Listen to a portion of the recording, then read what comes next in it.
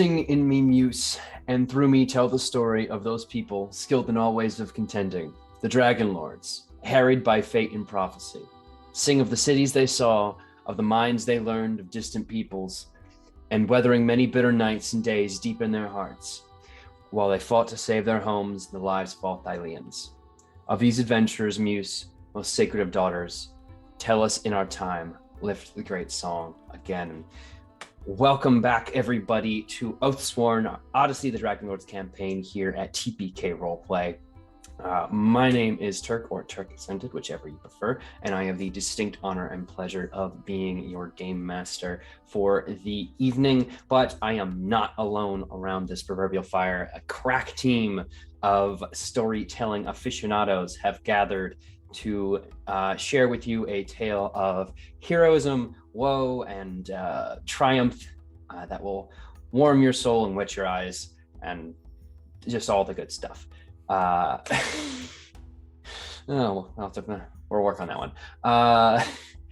Players, if you wouldn't mind going around and telling the wonderful people who you will be portraying tonight, starting with Comrade. But of course, hey, I'm Comrade Crash. I will be playing Leo Dracos, the human paladin, Oath of the Dragonlord. He's a vanished one, and up next is Sir Hecalock. Great. Hey, everyone. It's me, Sir Hecalock. Tonight I am playing Calliope, the Siren College of Epic Poetry bard who walks the path of the Dragon Slayer. Moving it on over to HP. Hello, I am the last hit point hero, and tonight I will be playing Thrynos, the Siren Sorcerer, who happens to be a demi-titan. We'll see how that goes. Over to Tone.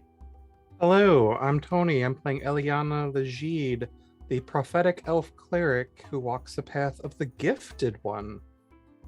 And we go up to the most cursed person in the world in this game, Alibiffer. Just in general, that's fine. Oh. I'll take it. I'm used to it by now. Hi, folks, it's Alibiffer playing Ponos, everyone's favourite helpful satyr rogue, who is walking the path of the cursed one and living up to it excellently. But I will throw up to Chrissy. Hi guys, I will be playing Defera Adamos, and she is our Medusa Warlock, walking the path of the Haunted One. And with everyone here gathered, our story can continue. Last time, our brave heroes completed their first of 3 great labors, relighting the Mithral Forge deep within the long-abandoned Mithral mines, fighting their way through troglodytes. They heard mention of cockatrices, but managed to avoid those, much to my chagrin. Hellhounds, a young Cerberus named Zeta, and founded a new oath with the Forge Master. But now, they need to return quickly. The city of Estoria still remains under siege. The danger present there can only be assuaged by sacrifice, the price of which, at the moment, seems a bit too high, I would think, in some people's eyes. But we don't join our heroes there just yet. We join them as you are leaving the Mithral mines, I believe, was the plan. The Falls of Archelon close once again, the curtain falling on the secret entrance to the lower level of the forge, and you are left with not but the rushing water of the Great Falls and the river beyond as you continue back on that long, windy stone path. Well, that went. It happened. And we still have all our limbs, so that's a plus. I don't have the hammer anymore, but I don't know how I feel about that. Yeah, I'm gonna miss it. Oh, I'm sure that Pythor is going to give you some kind of heckling for that. Well, it was needed though, and yeah. sure Vulcan will make good use of it. So, we need to get back. There's And a sacrifice for us to figure out what to do with. stop it, I hope. Well, but I've been thinking a lot about that, and there has to be something has to happen. We're not. I mean, we can't just stop it. We're gonna have to do something. I've been thinking a lot about it, and I think that if we are going to be the Oracle's chosen, and if everyone is going to see us as the Oracle's chosen, then we need to be the ones who stand in the place. I think we should offer ourselves. Oh, well, we can't be the chosen if we get sacrificed. Well, sacrifice means many things to the gods and titans.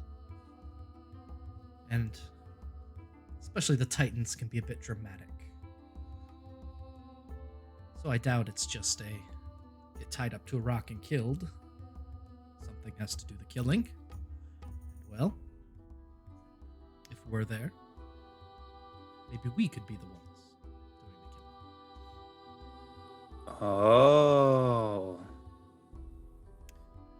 We could sacrifice the sacrificer. Sacrificee. I'm not sure of the conjugation. I like that plan much better. But those are my thoughts.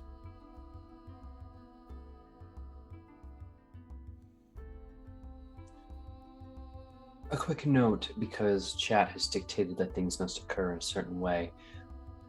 Eliana, as you are, yes, it's time. As you are moving yourself past the falls, a particularly large splash of water kind of smashes into the rocks and just gets right in your face as you're being a bit too comfortable and lax as you're walking by the river. Perhaps a little bit fatigued as well after you were treated like a chew toy. Then the last encounter, you go to close and rub your eyes, and you find that the world does not appear so different when your eyes are shut as they are open.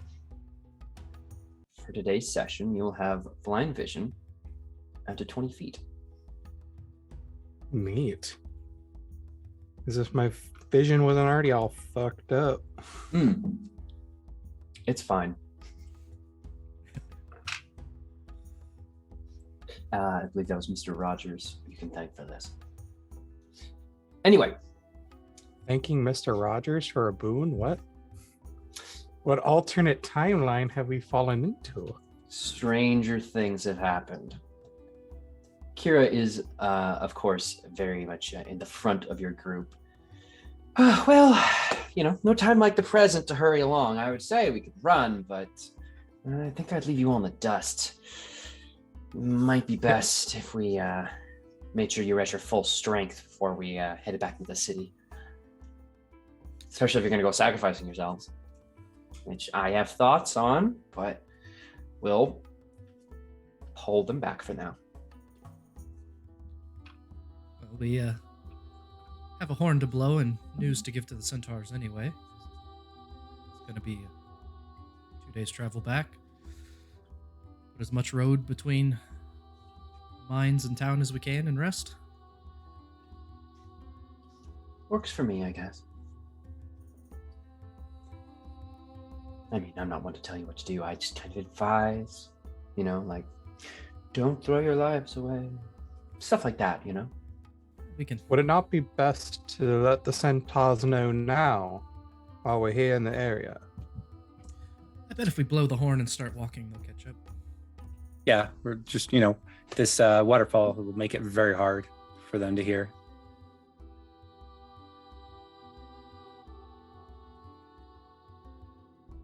All right, so what's the plan? Yeah. I think we just head, where we last camped, maybe. I think that's where we met him anyways. The crossroads, yes. Yeah. Getting right off the abandoned road. Yes, I think we just travel that far, Sure. set up camp again, rest, and then blow some horn. Hey, blow the horn. Sorry. Are you going to rest before you blow the horn, or are you going to get to the crossroads and then blow it? Because it's not going to be like a full day for you guys to get up the abandoned road. It's going to take a little bit, like, about 2 hours or so of a decent walk. And it's getting into a later-ish afternoon. But, you don't have to necessarily make camp there. You could probably make a bit more progress with your day if you were really in a rush. Well, I mean, at this rate, we'll get back to Estoria late afternoon tomorrow, right?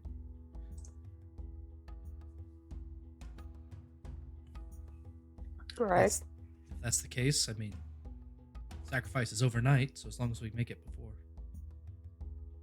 sundown. Yeah. Suppose so. Yeah, I think the full moon's in 3 days-ish. So we have time.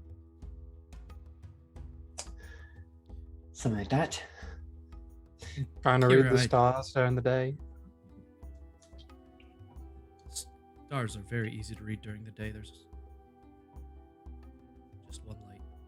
Mm-hmm. Plus, I have special eyes. Right. Mm-hmm. We're still sold on the idea of sacrificing ourselves.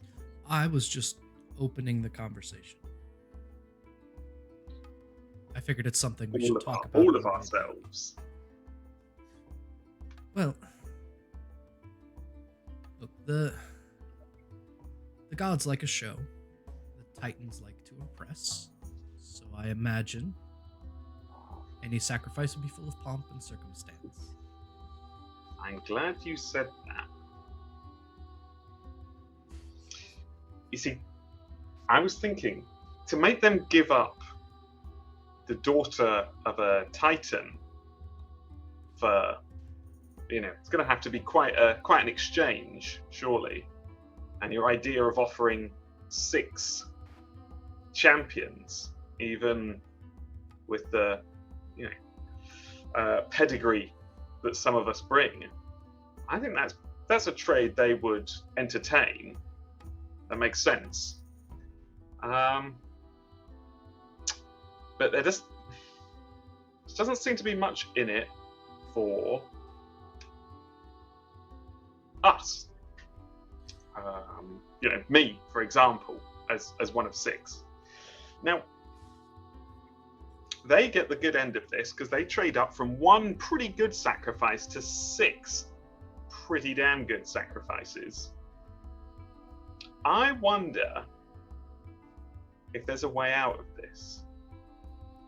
We offer them the trade up in value and entertainment for the gods and whatnot. They, real top tier sacrifice. But we challenge them for us. So initially, we trade ourselves for the sacrifice. But they only get to sacrifice us if they beat us in some task of some kind. Play to our strengths. Something that we can't lose at, but seems plausible. So there's no real risk of us losing. And if we do lose, well, you're sacrificed, and frankly, maybe you're not the hero we all thought we would be. Do you understand? So we save the girl, we get ourselves off the hook scot-free, everyone's appeased, there's entertainment galore, and hey, we go down in history as another outsmarting victors. I hate to be the one to burst this bubble because I really do think that sounds good. The army outside isn't composed of easy to handle challenges. I mean, that Cyclops that was throwing rocks at us could very well be named champion against one of you. if you want to Sure, go in but- for a fight, and their commander will also probably be named as champion and his best troops. And I think you guys are great. Well, that depends on the challenge. What if we simply state that they present challenges to us, but we pick the challenge? They can have a Cyclops match up against some of us, but if that happens to be a poetry contest, then perhaps we have the upper hand. I've never looked into the annals of a Cyclops, but I can't imagine it's particularly pretty. They're not very great, but they do have heart. The only problem there is they're in a position of strength. Their best option is for Pythor to intervene and prevent the sacrifice of his daughter. They get to take the town, and they have the understanding. It's not seen as a instant, merely one stronger force conquering another. They haven't violated any treaties or anything like that. Any attempts at negotiation are going to be made with us as the weaker party. They always have the option of just saying no and waiting a few more months till all of the grain that's currently in the city is used up and the people starve, and they can attack later. That's why we need to offer them something better, something that they can't resist. You're talking about a lot. Your lives would already be a large prize. Anora's death would break Pythor, though. It would break the god, whatever's left of him. So, what is the method of sacrifice then? I mean, tied to a rock will not kill a person. No, but it seems to have worked wonders for all the other sacrifices that have been committed in the past. There hasn't ever really been a clear night, and I am not a fan of the Order of Sidon's work, but from what I've heard, there is a brief scream and then a lot of crunching. And in the morning, if they're lucky, they might find a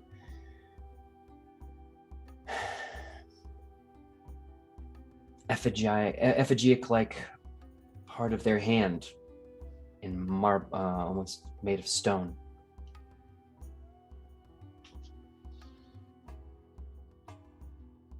And no one's witnessed the sacrifice. How often does this happen?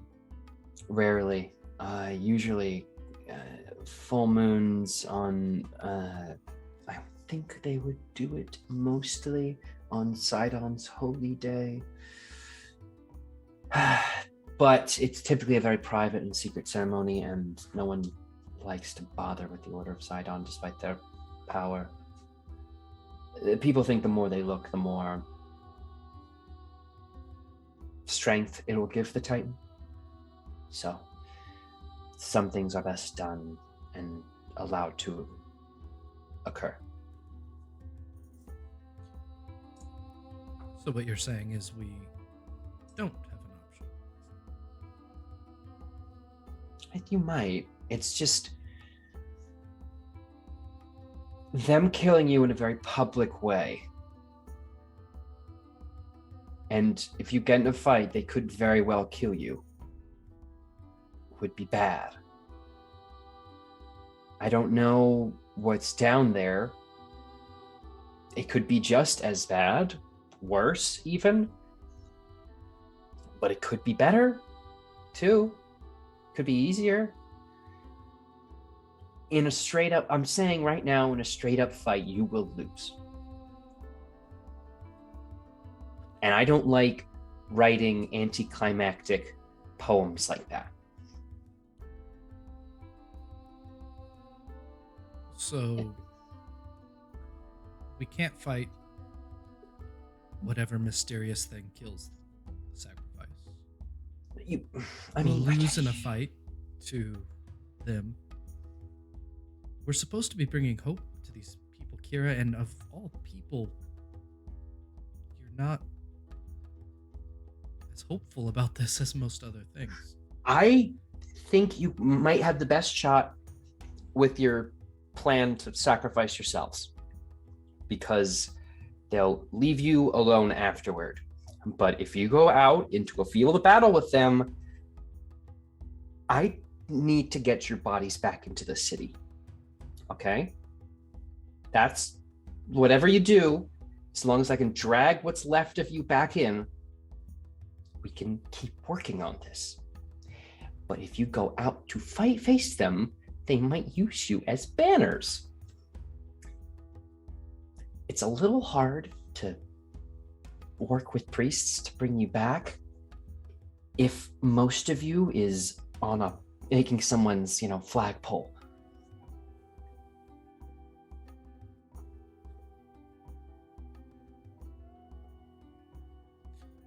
I suppose that's something for all of us to think about while we walk.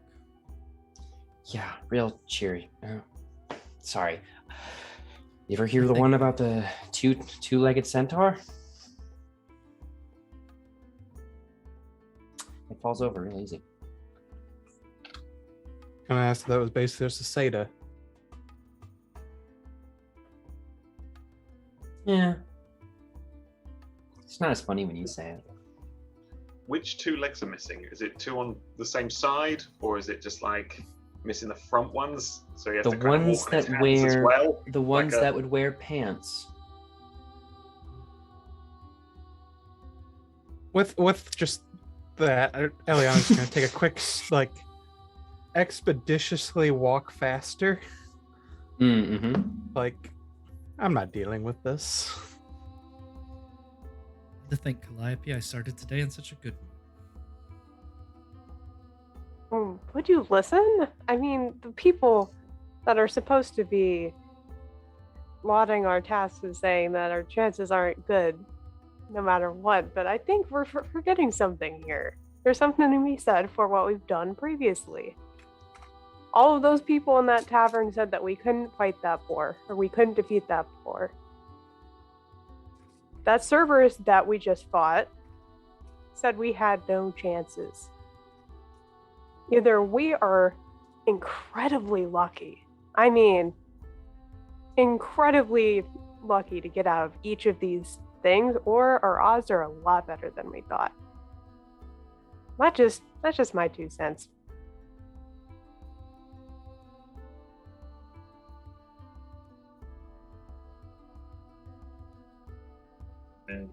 You're not wrong, but the leadership skills shown during these tasks have been outstanding.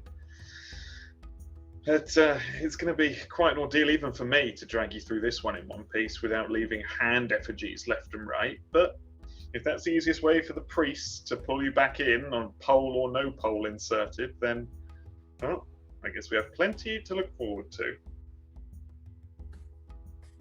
And I think as we are in the rear, I whispered to Defera, I don't remember, but do centaurs wear pants? I've never seen one before. I'm gonna have to ask a tailor. You could just ask a centaur. Yeah. And then I pull out the horn and I blow it.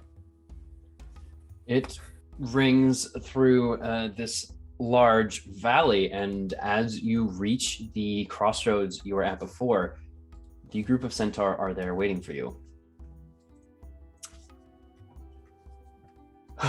Hukar is, of course, again standing in front and looks down at you all. We heard your horn. I understand you have news. Or rather, you would have news if we hadn't already spoken with our man. Oh, great. He made it out. I was worried.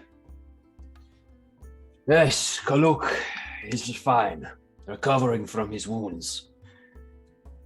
I thought he didn't make it out because of the bad table. That was the other one. Okay, my mistake. Yes. Named Harak.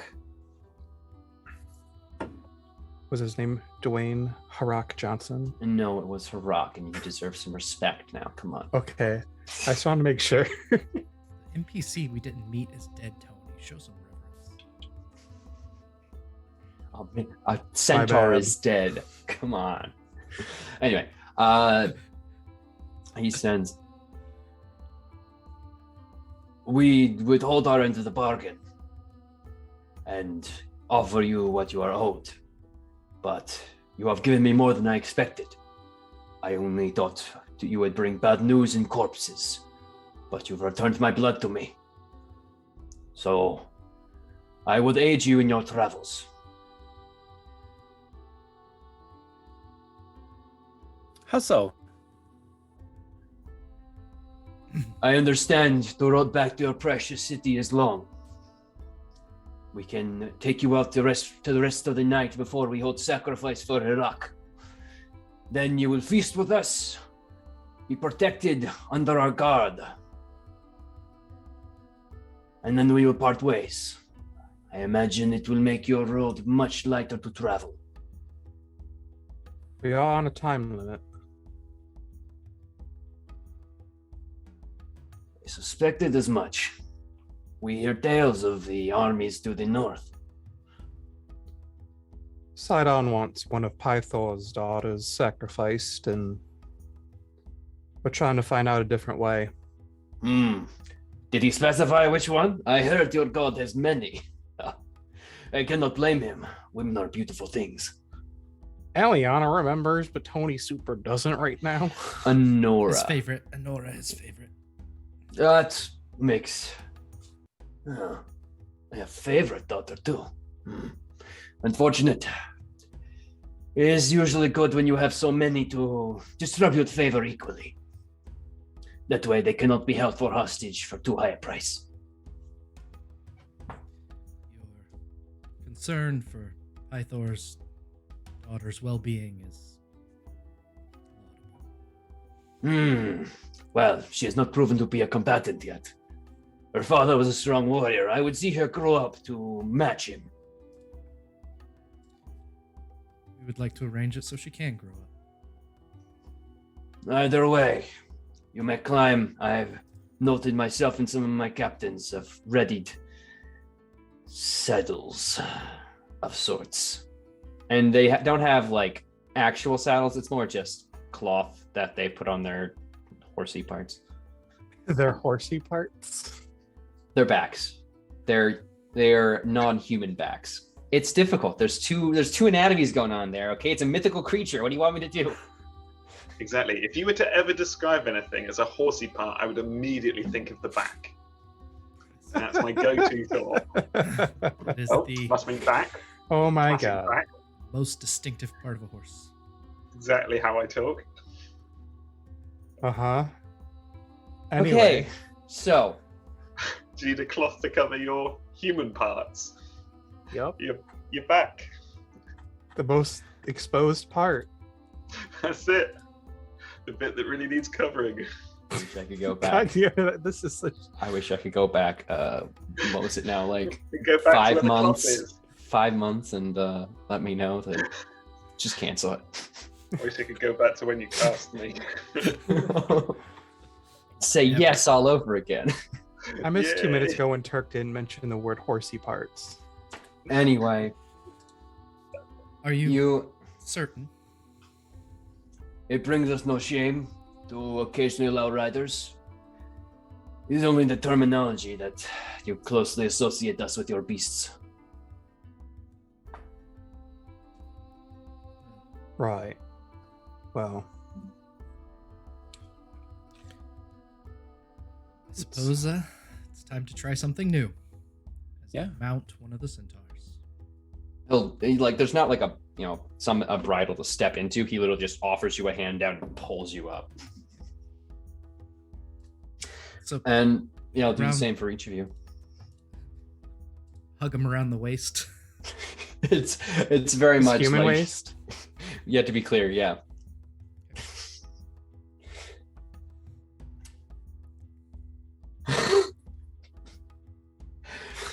You're just reaching around his human parts. Yes. Oh my god. Anyway, Okay. What is? So is what everyone would- just going to stand there and watch, or? No, I think I got on too. And then I ask about the pants. So how do you cover your horsey parts? Well, they're Use it- backs. Oh, okay. And then he I- gets disappointed. I'm afraid I don't know what you mean, Fred. Oh, like how? Oh shoot! Is But anyone wearing don't- pants? I don't think any of just- us are wearing pants. No one wears pants. Uh, This is a skirt excuse society. you. I have. Oh, then yeah, I point at Liana. And I'm like, pretty sure I am the only one with artwork that actually shows me having pants. Barbarian. The ne'er-do-wells, the Neanderthals, if you will. It makes sense given your anatomy that you would wear pants. Anyway, he looks back to you. If I needed to wear something formal, I would wear a skirt.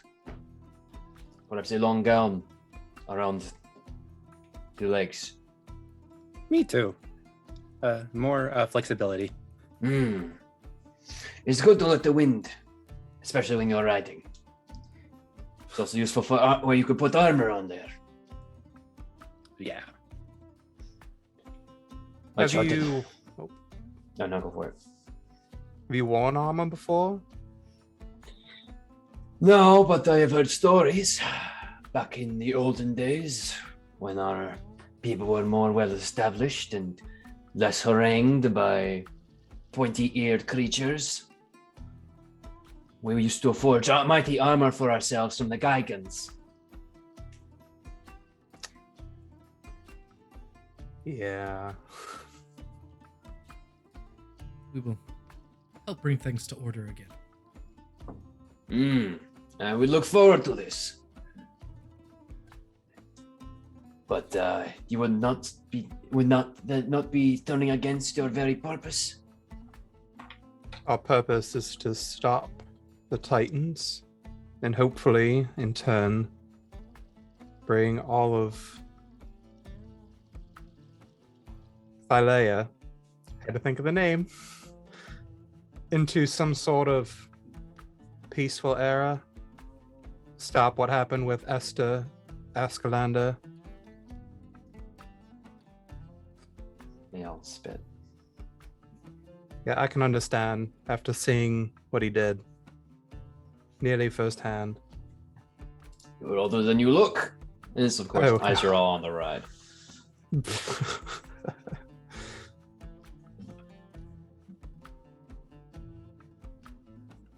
Oh my god. No, we saw Versi, and we got to see firsthand how Esther acted. Interesting. What he Well, did was deplorable, but we can't change the past. Only hope that our actions can change for the better. Maybe we wouldn't have to be enemies.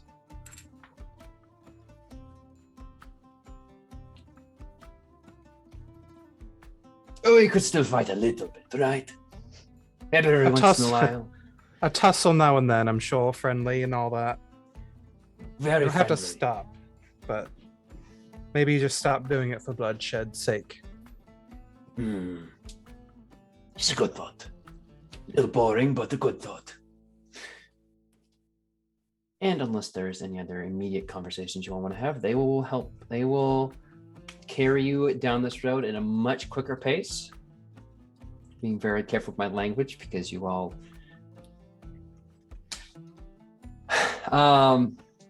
Eventually, night falls and the column halts. Ooh. And Hukar signals back to the others. to move a little ways off the road and into the forest, where a small clearing is kind of almost beaten down out of the younger trees and brushes that are there. They'll just kind of stomp and move everything aside, and some of them literally uprooting bushes and clearing them out of the way, or tossing them into a large growing bonfire that they're constructing. And no motion for you all to make whatever camp or setup you need yourselves. As it appears, at least for the evening, you'll be in good company. Sun begins to set, the stars slowly come alight, and you look up as the moon nearly fully shines down on you. A little bit of it is skewed by the shadow. The centaurs immediately get to work in their libations. Large casks that they've been carrying on their backs and persons from those who weren't carrying you all are opened, and the feel of this becomes, it's not the best analogy, but kind of a wake slash party. Everyone is clearly becoming very intoxicated very quickly off of some particularly rank smelling liquid. And they engage in what appears to be, well, you can't quite tell necessarily, unless some of you have experience being around Centaur. There appears to be bouts of wrestling that occur out in the open. They'll clear space and allow two Centaur to grapple and try to throw the other past, kind of like almost like a football tackle drill. Some will sit and sing, mostly from those who understand Sylvan, like body battle songs, things of past and conquests of the future, and how they'll lay the cities low, tear them stone by stone apart, and, lamentations of the women, drive their enemy before you, all that good stuff. Is there anything anyone's doing during this time? Shits and grins. I would attempt to partake of the kicking their ass and wrestling. Yeah, sure. Leo too. Yeah, who would go first? I will, after I cast Enhance Ability on myself. Giving myself the bold strength, because I'm going to kick the ass. You approach this circle. It appears to be mostly younger Centaur, though there does appear to be about two older, a pair that kind of are kind of overseeing things. And as you move into the circle and make it clear that you're like next, they all immediately part, and you hear a lot of like snickering and like claps, like, it's a surprise that a two-legger would want to join in. And eventually there's kind of a raucous as the other side of the circle. There's a lot of people jostling, some of them. Do you understand, Sylvan? No. Okay, so you have no idea what they're saying, but there seems to be some kind of a lot of pointing to themselves and each other, and either some sort of negotiation or shoving. And a small fight almost breaks out, but eventually one of them does step forward, kind of knocking them aside, and indicates to the judges that they're ready to run. Thranos would be translating for whoever's standing nearby. So anyone near Thranos would understand that there is kind of divide. Some of them are saying, like, oh, it was your turn next, you get to go. It's like, oh, some of them, and then the person is kind of rebuffing, I don't want to go. It's travesty that, what kind of challenge could they provide? Oh, are you scared? I'm not scared. It just don't want to like hurt our protected guest for the evening. she's only got 2 legs. What's the worst she can do? She's an elf. She just casts magic on herself. Who knows what's going to happen there, yada, yada, yada. And some of them are like trying to jump up in line and prove themselves. They appear to be smaller, but the one that does stand out does appear to be the one that would be next anyway. And then, of course, bets are made. Not for particularly large amounts of gold, but rather they seem to be negotiating who has to carry what the next day. And some appear to, it's like the weight of what they have to put on themselves. Like, I'll bet you 5 pounds. And so, Eliana, you stand ready to charge? Oh yeah, I cracked my knuckles and everything. Okay. The centaur will rush you. And I'm going to need an athletics. Cool.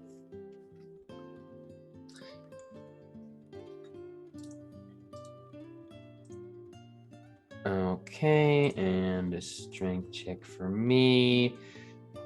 And this one, he goes and lowers past you, and you grab him and just immediately,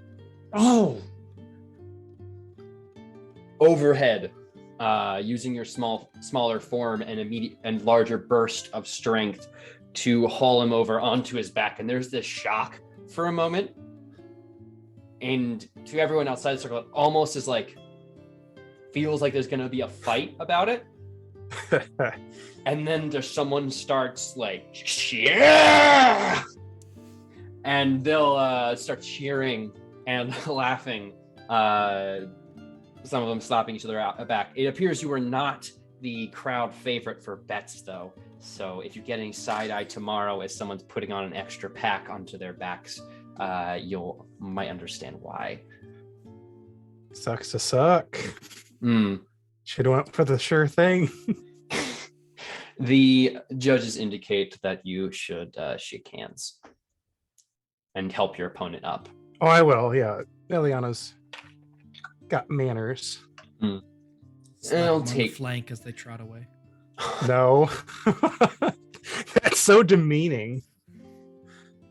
That might be taken a number of ways. Oh to God! But he does accept your hand and get up and nods his head towards you, and I'll have to take you next time then. Right. Yeah, he kind of shakes his head, like seems a bit confused. Did not roll particularly well. And Leo, I understand you are next. Sure, yeah. There is much less jostling this time in the traditional order. After Eliana's show, it's much more, it's much less of a debate about if you all are worthy of competing with. The next centaur lines up, cracks their shoulders, and kind of goes into a brief rear before bringing their torso down low and ready to charge you. And appears to be wanting to let you take the first move here. Yeah, I charge him. Okay. Make me an athletics check.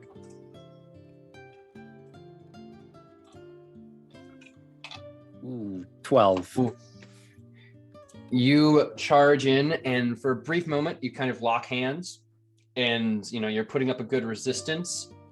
And then you can kind of see in his eyes a bit of a twinkle, and he just directs all your momentum downward into the dirt, and you gain a bit of facial hair that looks a lot like mud and grass. Though, of course, as soon as you pick your head back up, he has his hand leant over and offered to you. Yeah, I take it, and Eliana made it look so easy, but you guys are very, very powerful. Well, I like to try occasionally. Oh yeah, I work out too. you know, like how the moon, you know, I usually do it during the nights as well. I could tell you've seen the natural at, you know, your fall there. It seems very well practiced. You know, it happens. I'm best of just us. messing with you. It's good. It happens to everybody. You saw what happened to Strigos. Yes. Thrown on his back. Oh, it's been a while since we saw that happen. Cool. And then I kind of just walk to the end of the Feel circle. free to come back next time. I might bet more money on myself. Or pounds in this case. Anyone All else? very well betting money, but what if you bet this? Hold up my belt. You would think this would be a strange thing amongst a group of centaur out in the western areas of Estoria, but there's an immediate recognition. Mm-hmm. If you dare. The two judges make their way over. Do you wish to put the belt on the line? If anyone thinks they can challenge for it, though you recognize that this title is more than just a name you can call yourself. It's not just a champion. It is the champion. It seems to go down, and the clamor to decide who is going to go against Eliana has picked up tenfold, as the person who was going to go next is being physically restrained and pulled back into a huddle several times over as people try to convince them, no, I should go. I'm better than you. I beat you like last week. You know. And are you just going to ready yourself on the line? So I'm going to put myself out there and I'm going to go, but I'm a little different to what you faced before. You know, I have to travel with them, and I don't want to intimidate them, make them feel inferior to me on a daily basis. So there's certain things about me that I need to obscure, cover up, hide, call it what you will, for their own pride's sake. But since I'm around my own kind, this wouldn't be a problem, and I'm gonna use my minor illusion to just make the most ridiculously large Shire horse bits, which is, of course, as we all know, is the back. Mm-hmm. Of course. What else? And rump and hind legs of like a huge working Shire horse. I'm still my size.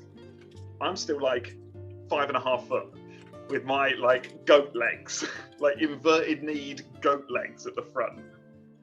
But a huge Shire horse coming out behind. And I'm gonna be like, I have to pretend I'm a meek little satyr for their fragile hubris. But really, you don't get this belt by being a chump. You've got to take on the whole stallion. Truly, he humbles himself before us. Take a bardic inspiration. Oh, I'm gonna need it. There seems to be a parting my of. illusion can't move, so it's like perfectly still. There seems to be a momentary quiet in the crowd as heavy hoofbeats clear the young horses. I wouldn't want to hurt anyone. A very particularly built looking centaur with a almost like Fu Manchu stash and long hair that for some reason is wet. I guess he was down by the river. It makes sense. I'm really gonna do voice again. I understand that you have the belt, something that belongs to me. Well, that just means you're gonna have to come and claim it. Put it on the line, then. And what are you offering me in return? What do I win when I beat your ass? I'm sorry. I didn't realize that a champion needed to be negotiated with. I thought a champion took anyone on. I don't think you can I don't think you can handle the game I'm trying to play right now. No, I should have realized that you clearly had nothing to offer. He goes He goes to his pack that he has on him, undoes it, and shake and kind of like holds it and kind of clanks, and he throws it to the older ones, the refs. They catch it. It's a large pack, clearly very heavy, and they open it and show it to you, and inside are a bunch of adamantine bars, about 10 or so. I went out while you were fiddling around. I got revenge for our people. I collect debts like that.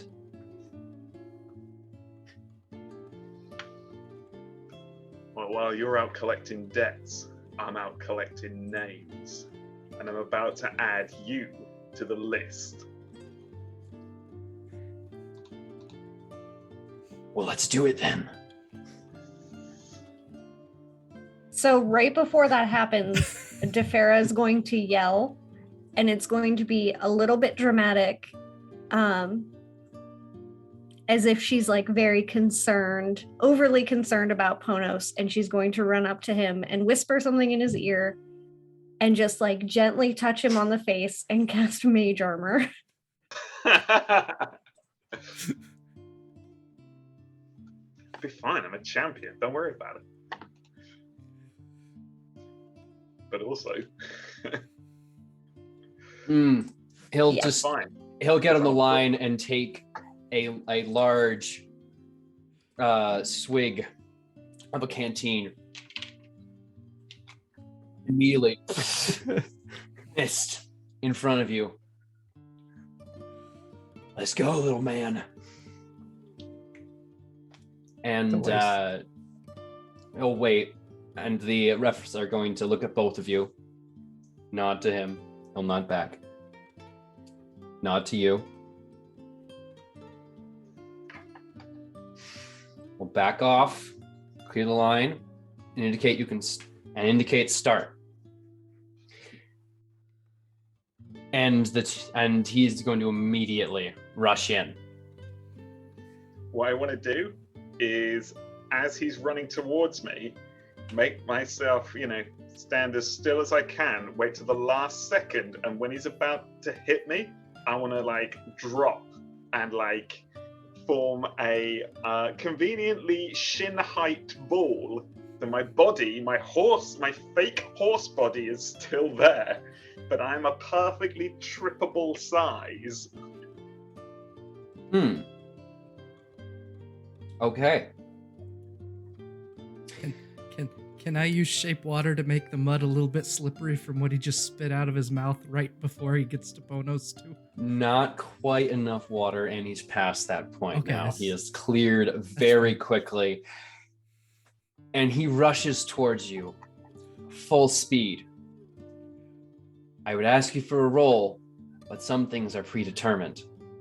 Oh. And you duck down just enough, and the first two hooves go over you. The back catch, and all of his momentum. Somehow you find yourself, if this hoof hits you, you should go along with it, like a soccer ball kicked by a horse. But you it's like it collides with a rock. And he just twists in the air as his back two legs are knocked out of him, and he skids a long way, the full momentum of it, carrying him in the dirt. And there was a silence after Eliana won. There is nothing as this centaur lies stunned on his side, looking around, just absolutely confused as to why the world has changed directions on him. I'm gonna click my fingers as my apparition of horse's bits disappears. I'm gonna casually stand up, walk over to him, and like lean down as if I'm putting my hand out. And if he goes to grab it, I'm just gonna be in his face and go, I am awesome. And turn around and grab my belt and hold it up. There is a mixture. The younger centaurs are the first to just burst in absolute amazement, and there is a cacophony from the entire crowd. People are coming from the other side of the campfire to witness what has just occurred. And the old ones, the judges in particular, look at you and they simply cross their arms, and you can only get a slight shake of the head from them. But you are still the champion. And the other judge moves over and gives you the heavy carrying sack of Mithral. Hold up. Mithral, we were told adamantine. Adamantine, sorry. Oh, if it was Mithral, it'd be much lighter. But adamantine, yeah. So you've got some money to put into the proverbial bank, and you're still champ, so quite a combo. Eventually, though, Hukar will break down the ceremony and I'll hold a hand. I think that's enough excitement. We must proceed with the ritual. And he motions back to the bonfire, which has gone and clearly been made into a kind of funeral pyre.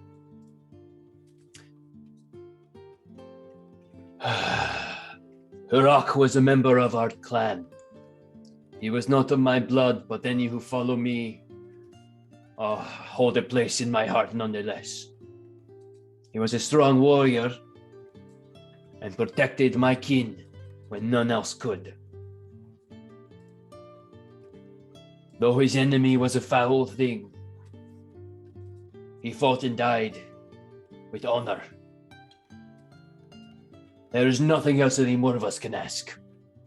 There is nothing else that our father, Sidon, asks. And so we commemorate him. Send him up to be with our father, the Lord of Storms, Ocean Master, the leader of the charge. May he show his soul kindness. And they bring the body of Hurak, which appears to have been cleaned. His friend that you found along with him is Lukalock, is one of the bearers, and they slide it on. And the body takes a little bit to catch, but not too long. It appears to have been treated with some oils to assist with the process. And there's a moment of silence. This incredibly raucous crowd holds complete standstill and silence. There's no one openly weeping, though if anyone were to look around, you could see some of them have tears shed. But they simply watch as the smoke carries the remains of this brave warrior up to the sky.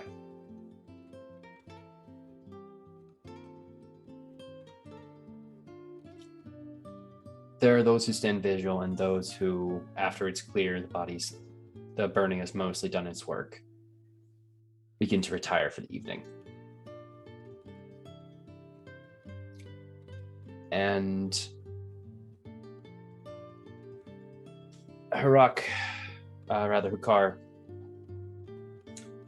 moves over to you. I assume you've all kind of grouped again, or at least the larger group of you who haven't been involved in the festivities.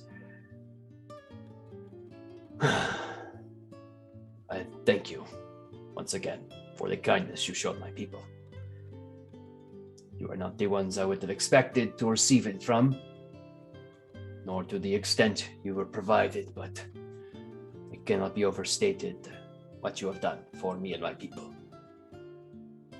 Your payment. And he offers out, in between his fingers, 3 bottles. Your potions of heroism, brewed from the very blood of my tribe. We have been blessed by Sidon with such properties, to never flee in combat.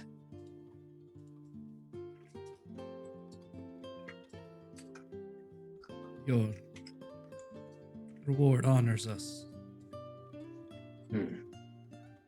Just as you have honored us. I understand this prophecy.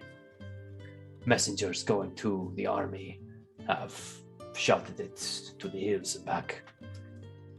I know you are set to face the Lord of Storms himself. But do not be so hasty to judge your enemy. Only a fool would not consider his enemy's position and see wisdom. I do not expect you to join the side of our God. But I would ask you to reflect on what he offers to his people. And if your words are true and you seek to undo this imbalance and pain in the world, how you might go about replacing it if you succeed. Personally, Sidon claimed my mother. There must be a reckoning for that.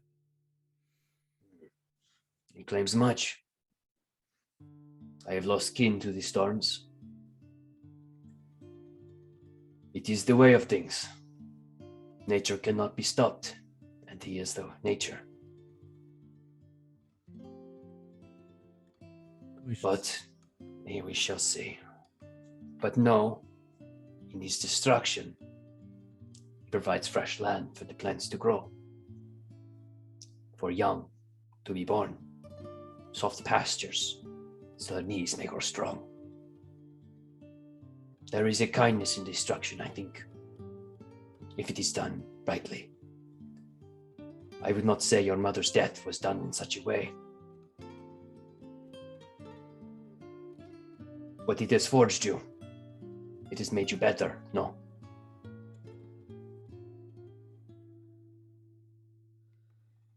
No. And Thurnos will turn and walk away.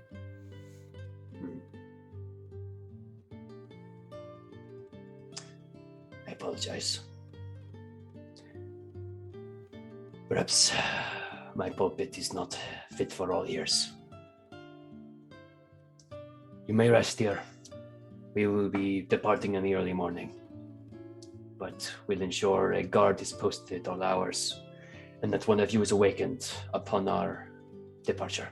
Though, if you can sleep through that, it will be quite a feat, or damnation of us.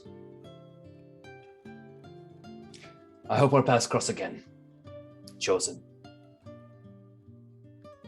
I'd very much like to fight, so aside or against you one day.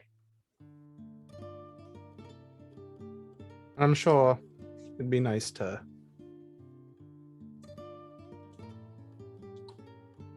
tussle again. She gives just a shitty grin. Perhaps next time we'll be able to convince our representative to accept a few boons of his own. Rest well. And he'll turn and go back to his people.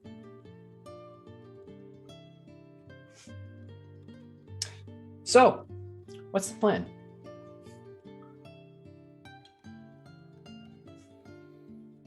Time for a nap.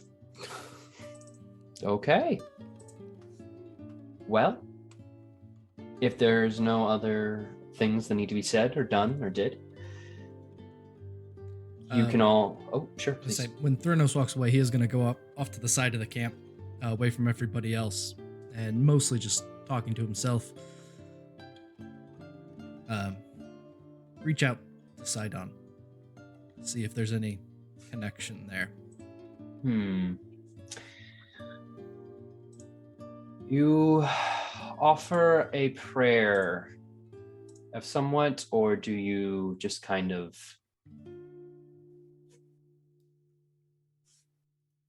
try and speak to the open wind? More of try to determine a sense of presence. Something that Thrynos would have looked for seeking Pythor throughout his entire young life and never feeling it. Just the question of, is there anyone watching? Is there a sense that if he spoke, anyone would even hear? You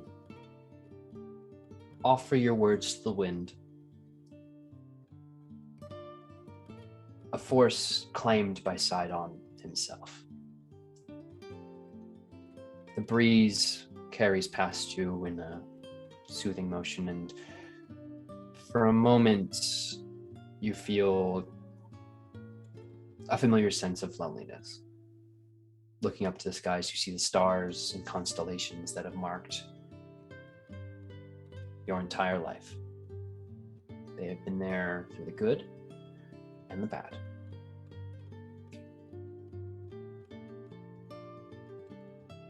And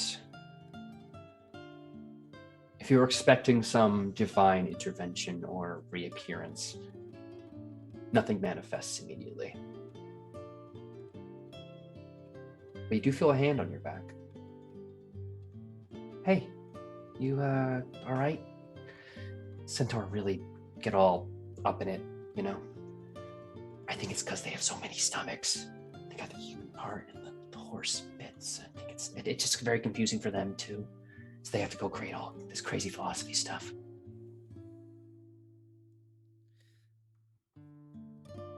I don't know what to make of it yet. Still.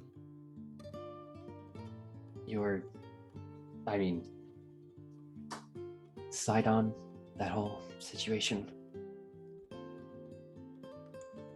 So much of who we are is where we came from. That's true. That's true. You can't... My parents... Well, my mom, really. My dad was kind of... someone who really just tries to help people a bunch. He doesn't like people. But my mom, she went away a while ago.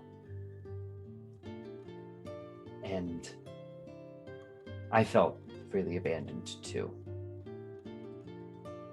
But if I've learned anything, it's that those who left a mark on your life like that, the ones who really help define who you are,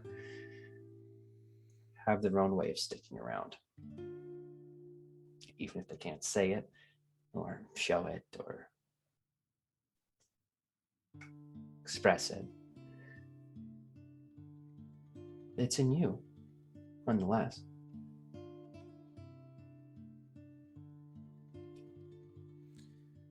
Suppose time will tell what exactly is in me. There's good in you. I'm not just saying that because you're chosen. saying that because you're a good person.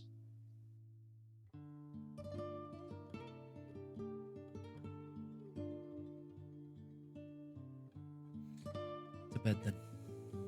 Yeah, I suppose so. Well, all right. Yeah, before anything gets out of the mood.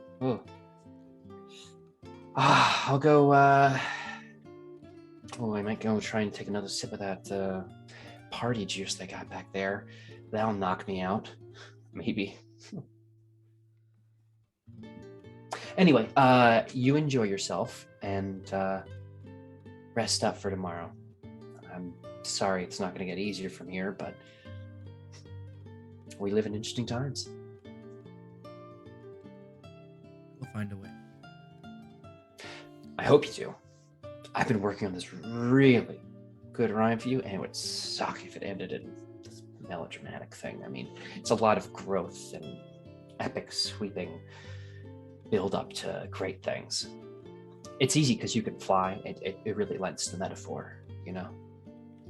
I'm talking too much, and I'll just go. Yeah. But hey, you ever need to talk about anything? I'm here.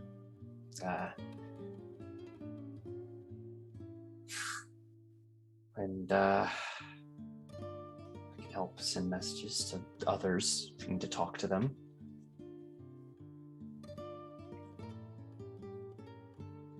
Yeah, I'm rambling too much. I'll go. Theranos will head to bed early without joining the festivities. Okay. And if no one else is going to do anything? Once, twice. Tefera does want to do something. Perfect. So she's actually going to also walk away from the group a little bit and gather some juniper. Plenty in this area. Yeah, and she's going to collect a couple of bundles of that and put that on the pyre as her own form of like respect for the entire thing. And then when everyone goes to sleep, like when the rest of our group is asleep, she is going to mage hand Ponos's instrument strings back together. But she does not want to do it when anyone is watching. Well, if no one's setting guard, I think it'd be a pretty easy thing to do, especially with the express purpose. Though I will note, as you lay down the juniper berries, an older female centaur moves up, a long, almost mane-length hair swaying in the breeze. Thank you. You helped our family a lot. Yeah. We used to lay juniper on our pyres. It was one of the things we did. You know, when it's burning, it smells beautiful. So kind of one of those. It's a kindness that we are not accustomed to, but we thank you nonetheless and wish well unto you and your family. And she will just like lightly bow and walk away. I'll let you go. Obviously, one of the they're the more direct family that's observing this to their ashes.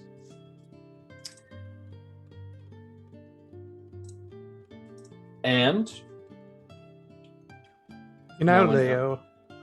oh, please go for it. And you'll see Eliana make like preparing another one of her trance things. Mhm. You know, Leo, I thought you would have not defeated, but won your bout with the centaur. Sometimes, you're not feeling it, and there's nothing you can do. Did you you should have tried to sweep the legs next time. No, yeah. Just, they're not wearing pants, and so it makes it harder. If only I had that advantage, but maybe some other time. But I'll get better. Just you wait. I'll hold you to it. I was pretty surprised with Ponos. What? He's done it before. You Beating know? a centaur. Yes. That's how he Wasn't got. last time with a bunch of barrels, though. No. I'm pretty sure he single-handedly took it down last time. And then that's how he got his belt. Right. I'm sure there was no other factors helping or assisting or altering that situation. I don't think so. I was there. And yeah, I did tussle, but in the end, he was on top, winning. So. Uh-huh. He's on top, huh? Yeah, like on top of the horsey bits. Right. That sounds like Ponos trying to be on top. Standard for him at this point. A fucking tonal whiplash.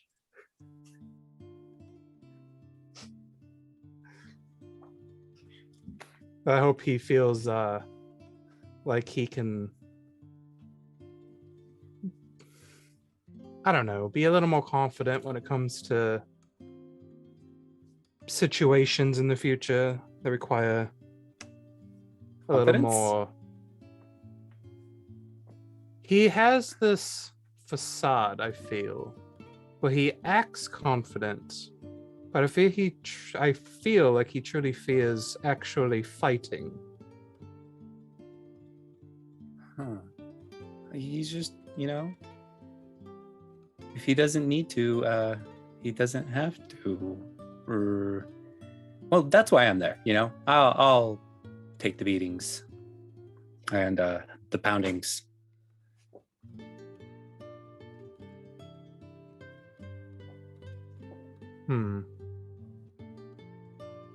If that's what you want to do, I just felt that,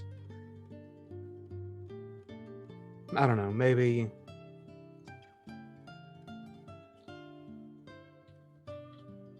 never mind, it's nothing more than a thought. Yeah. No. I think as she walks away, Leo just thinks about it and then turns to where Ponos is, because he's always confident in his eyes.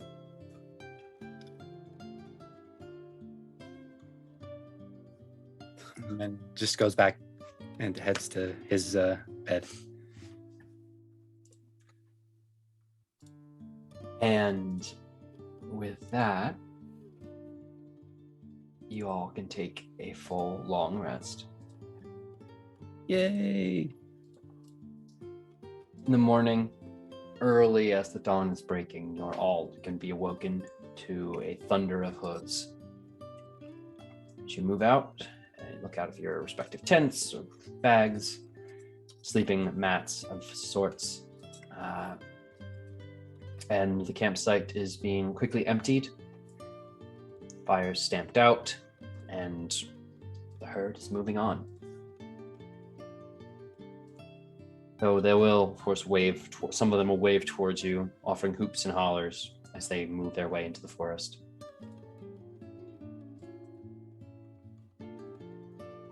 And chipper as a morning dove. All right, everybody. Hope you had a wonderfully restful night, but we need to be on the way.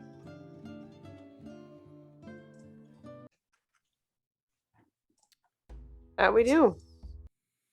Sooner the better. How about right now? That's pretty soon. Yes, it would be. And That works for me. Good. I'm glad it works. Can we fit it on your schedule? I'm very glad you're being so flexible right now. It's just an innocent young girl's gonna be chained to a rock and maybe die. If you can fit it in, amongst I assume maybe knitting circle. I don't know, considering I wasn't the one doubting it, I think I do have quite an amount of time to do it.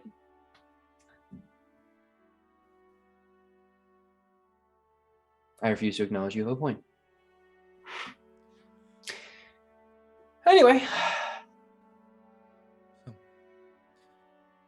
everyone think about what we're going to do when we get there.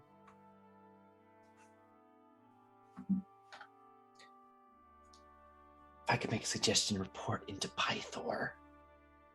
Start there.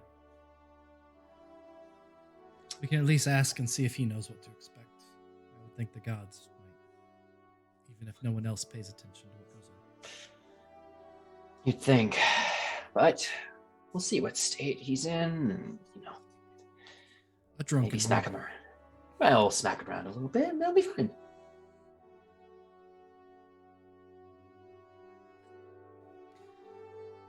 So, have you never tried smacking him? It's quite fun. You can't even really feel it because he's so. I don't think I would ever smack my King Pythor. Okay, well maybe you don't. Even after that little drunken spout when we first met him, when he made that comment about me, I thought about it, and then I thought, I'd rather not incur the wrath. Wrath. Okay. Well, I am, from Estoria, is my king after all. I think it'd be almost nearly treasonous to smack him. Does he look like he has wrath in his body? Yeah, he's pretty angry. I don't know if he's an angry drunk. He seems like a stupid drunk, but well, we'll see. Keep our options open. Maybe smack him a little bit. Just for me. Anyway. Let's get on the move. And as quickly as you set up, you can get back on your way. You're much closer now than you would have normally been on foot, and so you figure it'll be about midday by the time you arrive, giving yourselves a nice whole day and a half to figure out what is going to occur next for the city of Estoria. The path is relatively uneventful. Occasionally some wildlife will scamper by. Nothing too odd. You swear you hear the giggling of a goatling occasionally in the woods. The only other companion, as you are climbing what you understand to be the final incline before the descent to the city as a whole, you spot what appears to be a small crowd. Somewhat of a caravan of people, a good mixture of humans and dwarves by the immediate looks of it. Elves are a bit hard to spot sometimes, especially with the dust kicking up from the leader, a man and his donkey.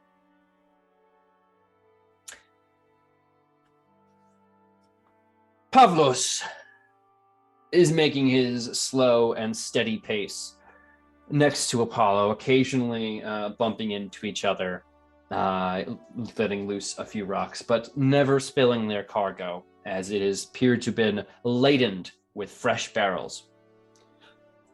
Greetings, friends! Oh, what fortunate timing you'll be coming this way as I'm going that way.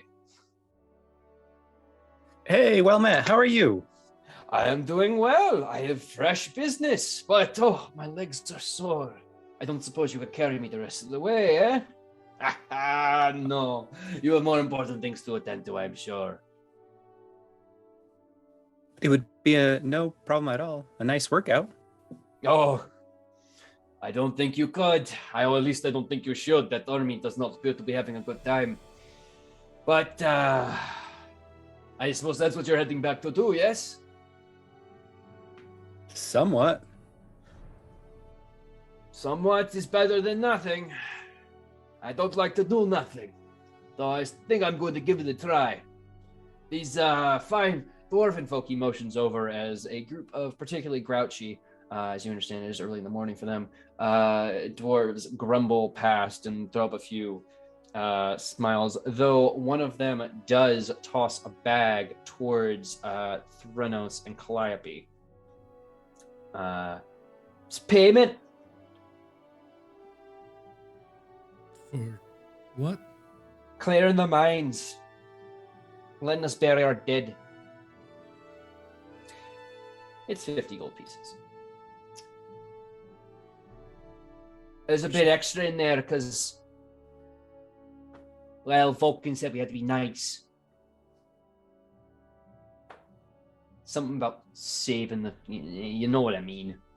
Anyway. Charming fellows. They mentioned that they were going to be in need of new mercantile options. So, failing to sail this terrible, smelly beast of burden I have here, I figured maybe a stationary position would do me well. My knees can't carry me too far. What, just oversee the transportation? Oh no, I think I could start a bit of planting. They mentioned the area nearby the mines used to be quite a fertile valley. Or at least that's what the legends say. I was looking for workers and just so happened to find a... Well, they seemed eager to be heading back in this direction and at least seemed to understand how to take care of themselves. Though they were begging on the street and telling stories about you for coin. And you look back, and it appears to be Leah and some of the members of the cult of Zephyr have, or I guess the cult of Helios, but Zephyr's cult, are kind of waving in the back behind Apollo, and they're holding bags. We're gonna be like farmers.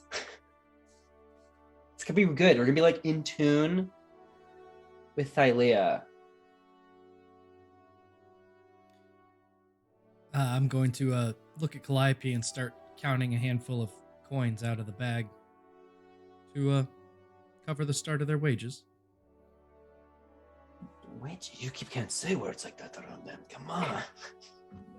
I'm joking. Of course I'll pay them. Thank you very much. He takes the coins with a very quick thing and seems to stow them on his person. It'll be good. It will keep us fed until our first crop come in. And then the real money can start. Oh, of course. They were eager for something new and seemed to... I don't know, they seemed very clingy to the first person to talk particularly loudly. They tend to imprint. Oh, no. I'm not going to have to take any as my wives, right?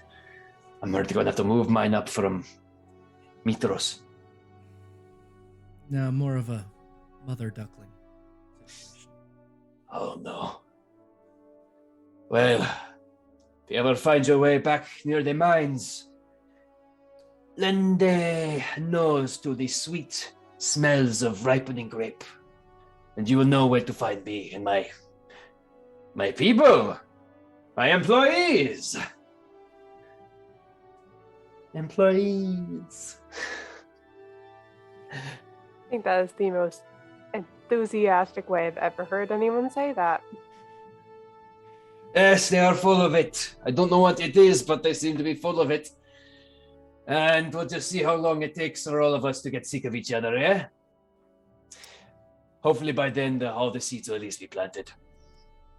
The rest is easy. You just wait and eat. And then you harvest and, well, I guess seasonal employment might be best, but... we'll have to build houses nearby, and he appears to be going off in his own head about this. Well, happy ending for them, I suppose. Let's see if we can come up with a happy ending for this order. Yes, sorry, I am holding you. You have heroic things to do.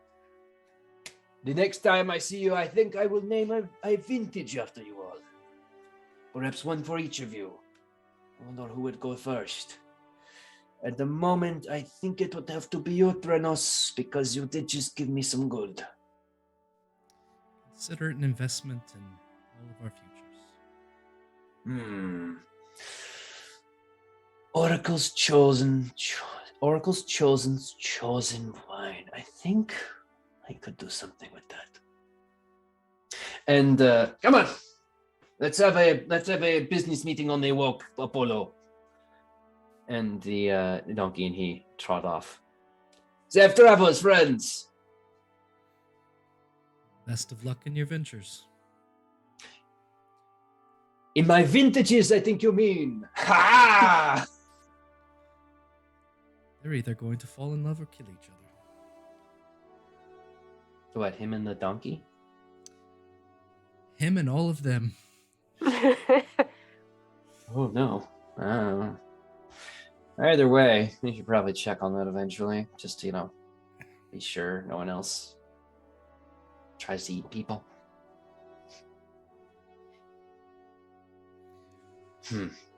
Well, nothing else stands between you and the rest of the climb. And before you, once again, is the city of Estoria. Its large walls remain unmolested for the moment. Ooh. And you all can still see the smoke fires of the enemy army beyond. And the overall mirthful cries of the wine festival have died away. A number of people still line up at the southern gates. Not so many with offerings, but still plenty. And now some of them appear to be beleaguered families as well. Getting closer to the gate itself, you hear mention of raids to the south and burnings and attacks. So it appears this is becoming a more complete and total siege of the city and the countryside around it. Are you going, I assume you all want to head immediately inside?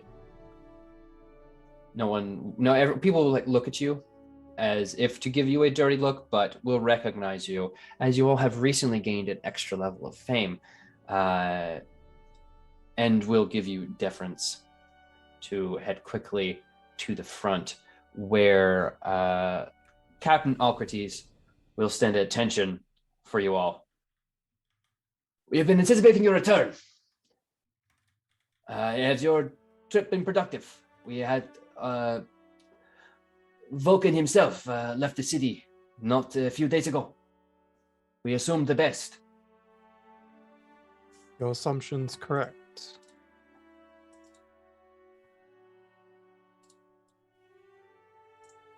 All right, well, that is good to hear. I see by your armaments there was indeed there indeed will be much reason to celebrate, but you understand we will have to hold on such festivities. Please, the king indicated as soon as you arrived that you be directed to him. I think he's exactly who we need to see. Drunk, perhaps, but he still needs to see you nonetheless. Him and his council have gathered. The siege has progressed the day draws close, you understand. All right, lead the way. No, I will assign a man to hand it. I have to stay here at the gate, continue checking over these incomers. And we have many to process today if we want to meet our quotas. And a soldier will be assigned to clear the crowd in front of you. The city is becoming much more stuffed, not just with simple passerbyers, but a lot of refugee types. People who sit on the side of the street and look up at you with uncertain yet hopeful eyes. A lot of people milling around, shouting, calling out. There seems to be not general panic, but this is a city that is getting ready to suffer. And so that momentary desperation and and fear have not quite set in, but the economic opportunities of a siege are taking hold. But as you make your way up to the palace of the God King Pythor, to hopefully find a way to save the city, I think now would be a perfect time for us to take a quick break. Thank you all so much for joining us so far. We will be right back. We are going to take a quick time to empty and refill any liquids we might have. So please bear with us, and we'll be back very shortly for what appears to be a we'll just have to see what happens next. HP, if you'd please take us to intermission. Welcome back, everybody.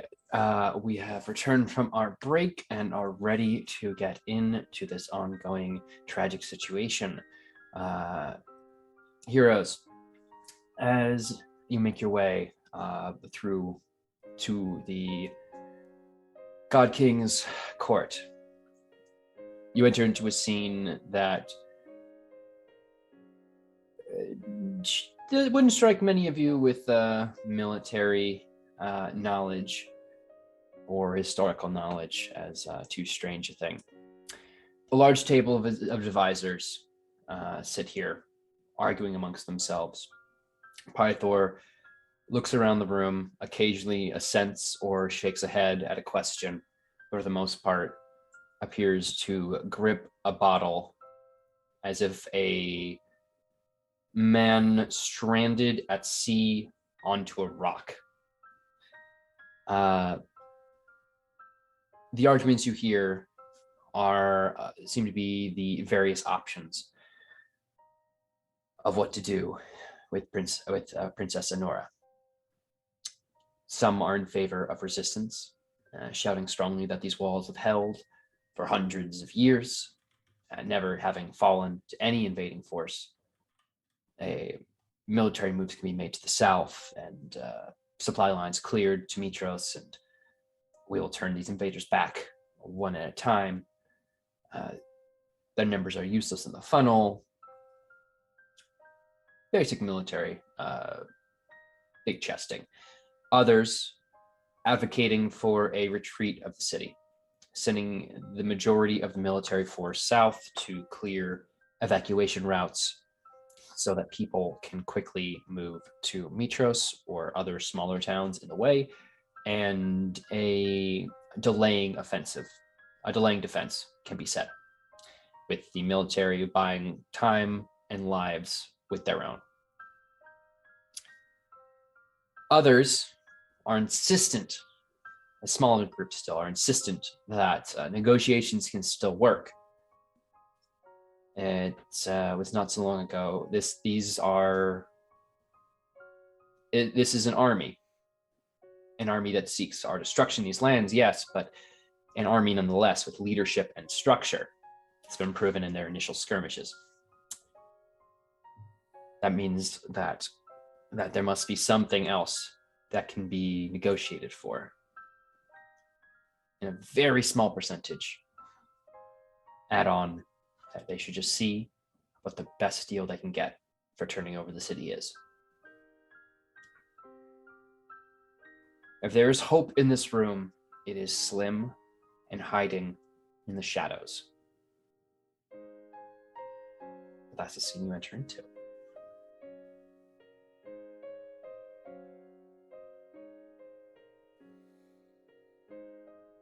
Well, seems the advisors have no better idea of what to do than we've had.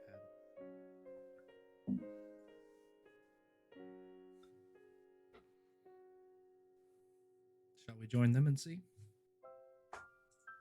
Share our thought? I know That's he a good wanted idea. us here, but we're not really a war council. We are the Oracle's chosen, or whatever we need to be.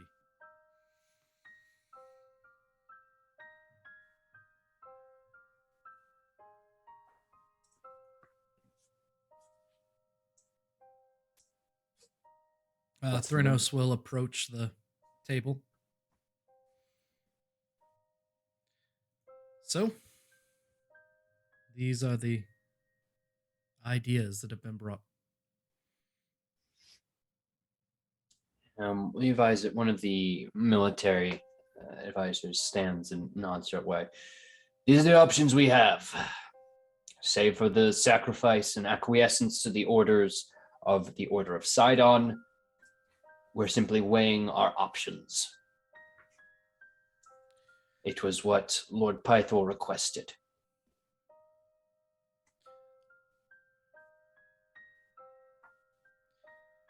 King Pythor.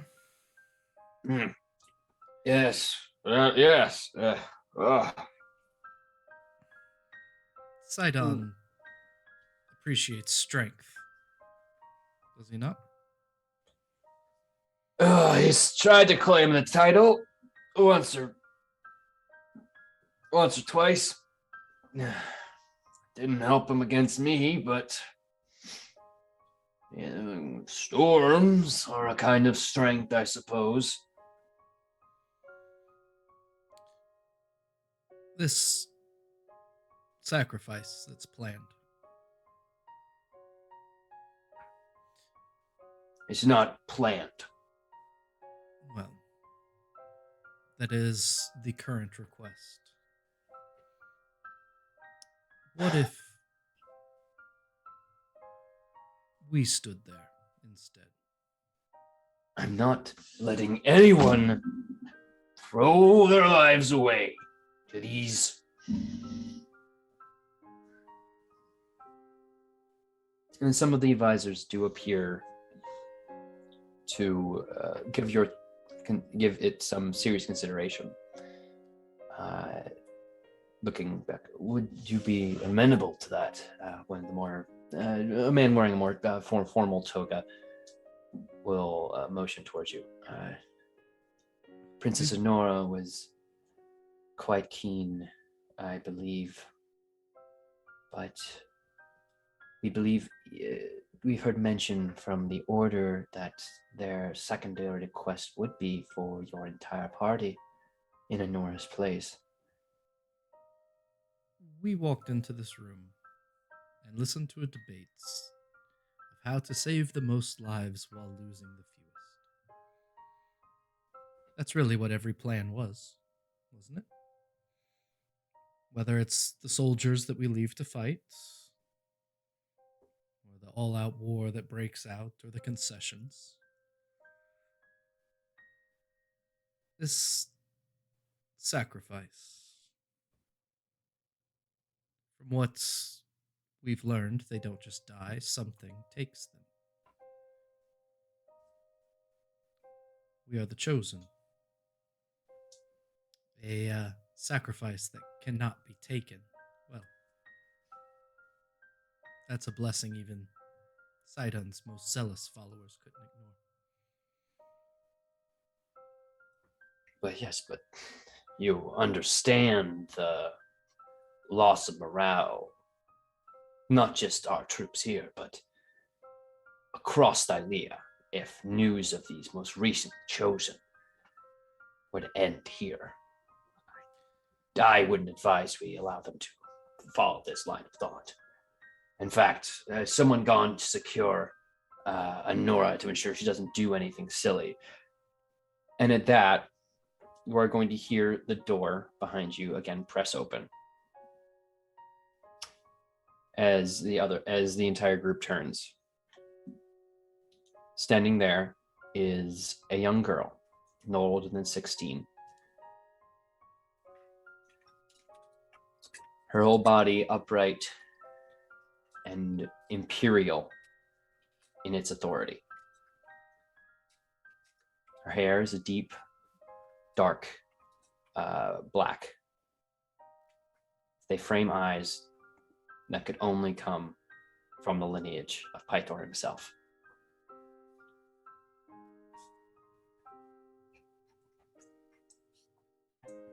Anora stands at the entrance of the room. She doesn't nod. She doesn't bow. She doesn't offer anyone honors as of yet. She stands in in the colors of her city, and begins to just make her way forward. Past you all, giving brief nods if anyone is too close, and she has to step beside them. And she goes and takes the chair nearest her father. I shall tell you all now what my plan will be, so you may work around it. As the sun sets on this next day, I will offer myself to Commander Gaius. They will take him to the rock, and I will suffer what fate need be. Anything else that occurs is up to you, but I will not tolerate anyone dying on my behalf.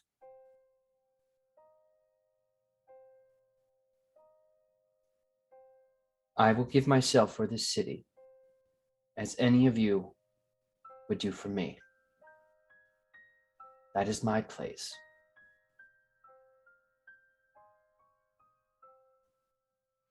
Pythora begins to reach out and shout protest, but she gives him a look, not of harshness. There's no pain there or anger. At least not to anyone at a glance. But he just looks in her eyes and begins to cry.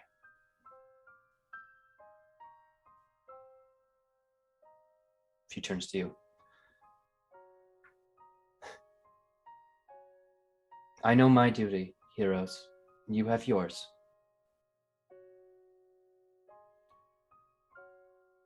Ours is becoming clearer and clearer to fight.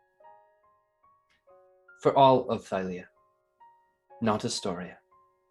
Estoria is under my protection now. You have a larger destiny, and it can't end here. I can't, true, I don't have authority over you. In fact, I don't have much authority at all over any of you.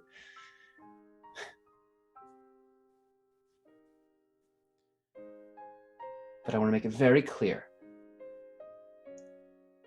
I am not being forced to do this. I do it willingly and gladly, in service to my city and my people.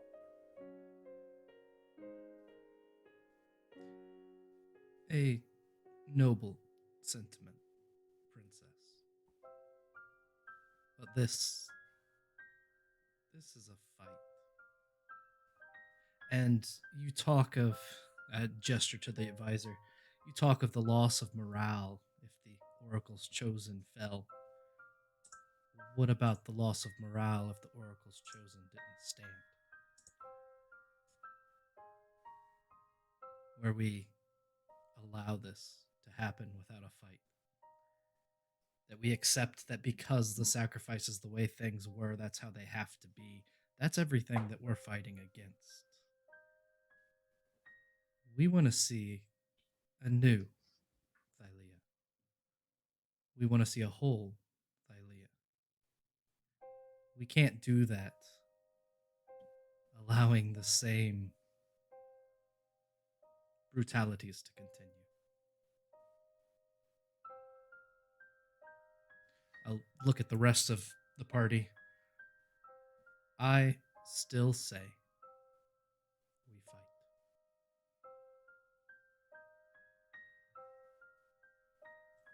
I think Leo kind of takes a step forward and says, I agree. We're not much of a political group, but there's one thing we do know how to do.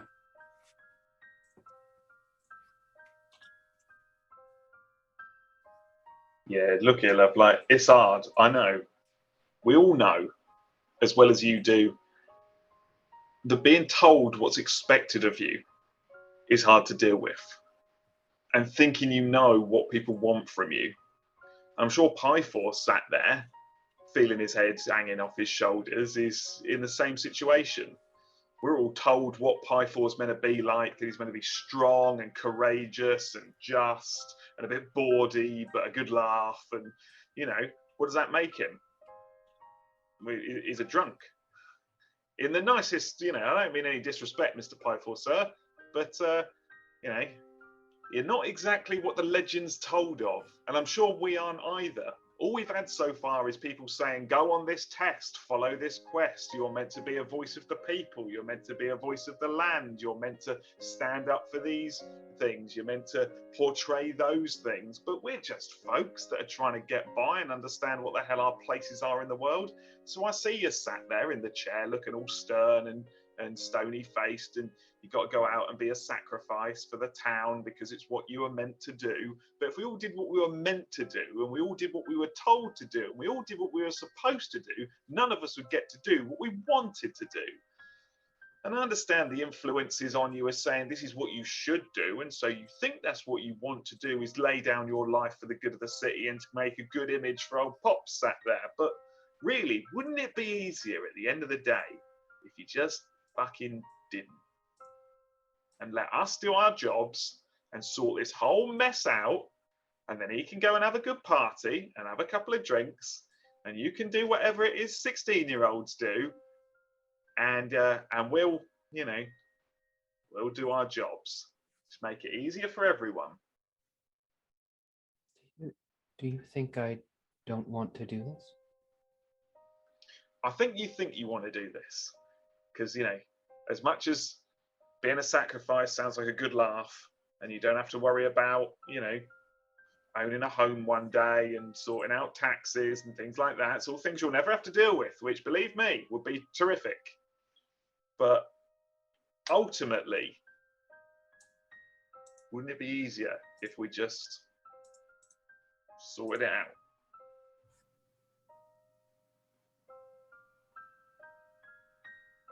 You insult me. And my father. Yeah, that's what I do. But in amongst all those insults, go admit, there were some good points raised, begrudgingly. And amongst all that teenage angst and pride, I'm right. Because that's what happens. And everyone in this room hates it. You can see it on all their faces, but there is a begrudging nod.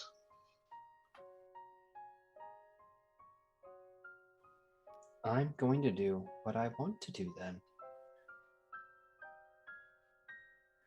Well, that's just as well, because I get the feeling you're not going to be the only one. So as long as we all do what we want to do, everything will be just fine.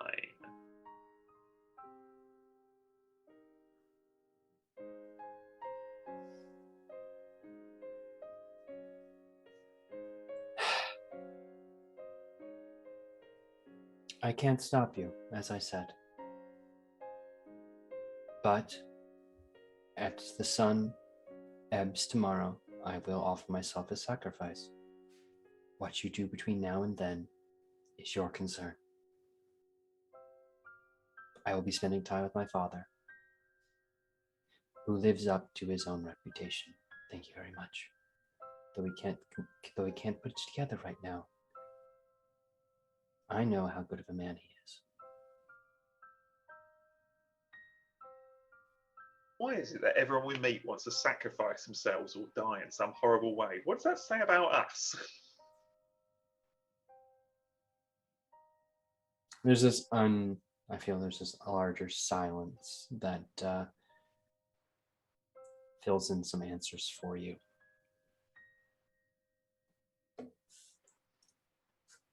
Look, I admire your resolve quite a bit. It's strong. I can tell already. And yeah, we're gonna work around your plan. You can be there if you want, but we're also going to be there.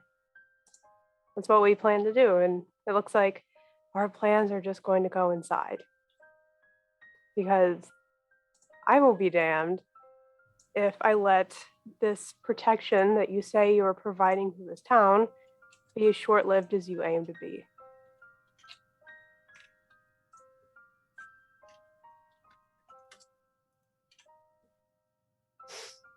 Very well then. If you all intend to be obstinate, I can't stop you.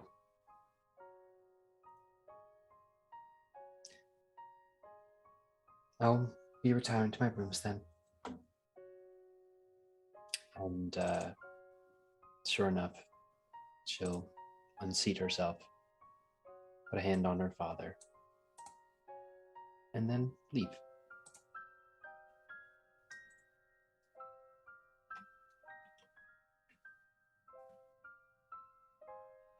The rest of the council will continue.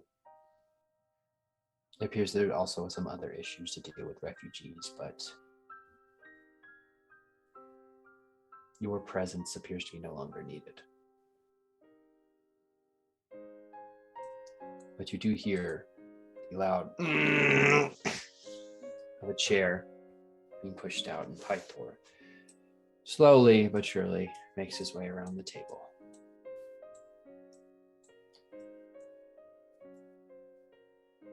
You all.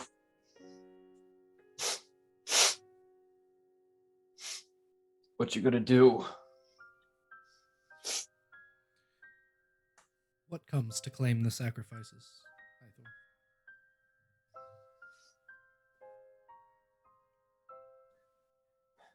I imagine they might send something extra, but saw it for myself. Basilisks. There's at least 2 of them down there. Maybe I'll be lucky. Are they there now? Yeah, I imagine they live down there. Order of Sidon keeps them fed. Their offerings, they turn things to stone and then eat them. My last question, your opinion as warrior supreme. Would it make more of an impression to fight them on the stone or have them not show up?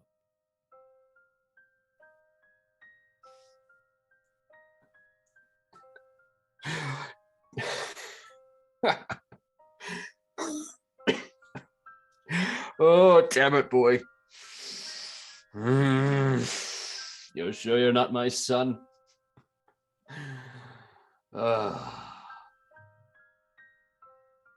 If they didn't show at all, that'd be quite a damnation. Sidon's will himself not manifesting.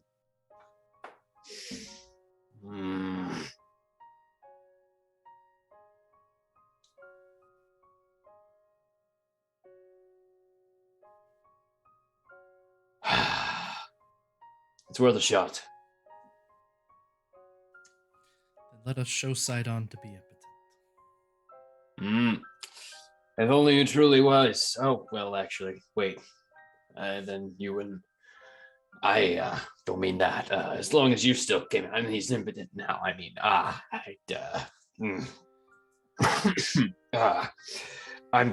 we gotta go talk about grain storage. Very exciting stuff. I should probably. Yeah. Also, you, Pona. Yeah, on your point about me being not living up to my legends, not cool. I didn't say you didn't live up to them. I said you are all those things. You couldn't be more of those things. Look, I don't think anyone would doubt that you're not, all the things that I listed, strong and courageous and charismatic and dare-doing and forthright and strong-headed, but, when you combine all those things together,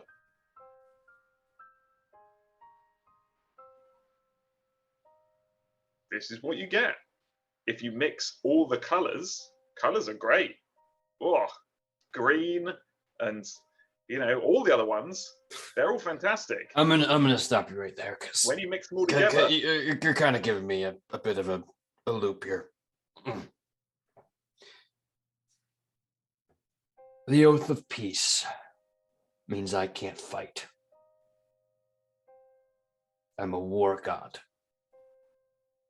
and I can't fight. This is the best I can do, apparently. So, if you call me a failure, yeah, apparently I am. So, just not in front of the court, They need some of the legend to still be living. You understand. Now, I'm gonna go be a failure somewhere else, I guess. So, come on. You all get out of here. It's boring work. Never become kings if you can avoid it. It's a trap, I tell you.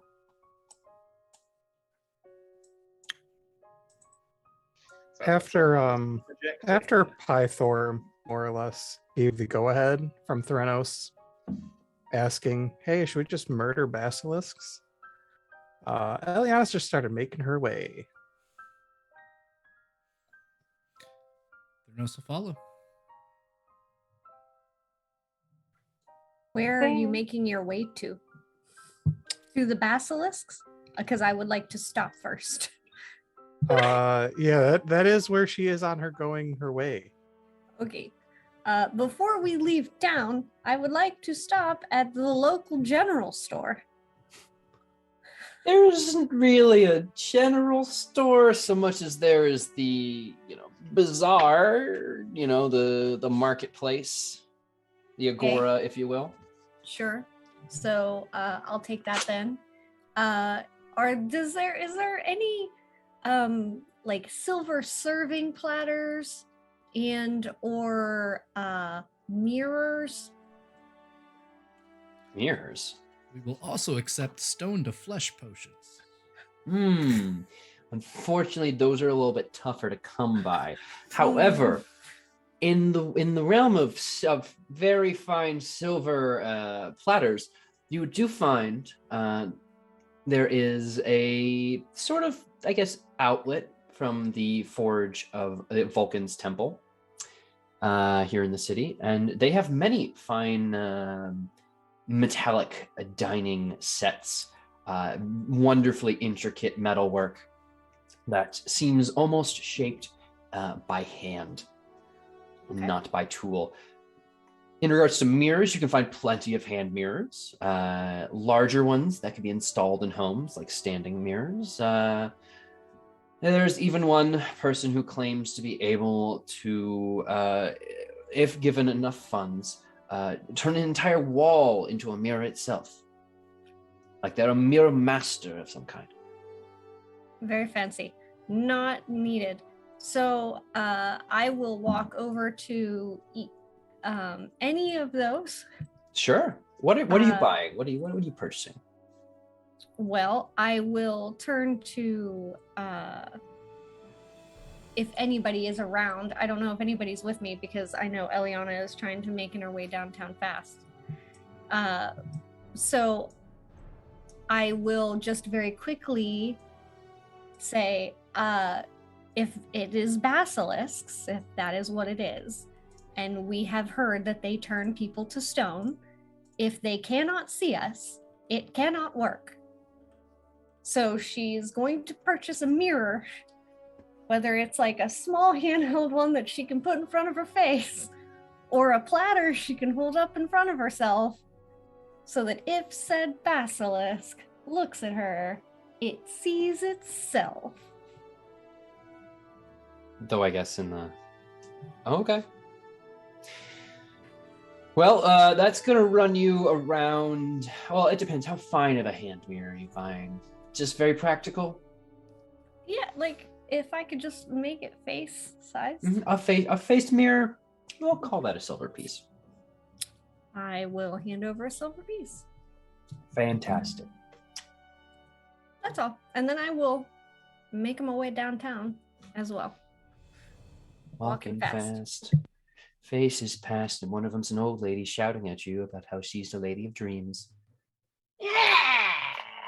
Bow! Bow! All shall love me in despair! Starting to think this town's going unhinged. Yeah. Well, everyone else, any amygdalos or parent check-ins? No, I'm just gonna go stab the shit out of some goddamn six-legged bastards. Both of you assume they only have 6 legs. Maybe they have extra legs here in Thylea. Maybe If they have extra legs, then If if they have 2 more, then they're insect, or no, they're arachnids. Currently, they're insects. Maybe they shoot fucking laser beams at their eyes. I don't know. You mean they got You think you can read basilisks me? with friggin' laser beams? Their friggin' heads. Anyway, you are heading down to the Rock of Esther.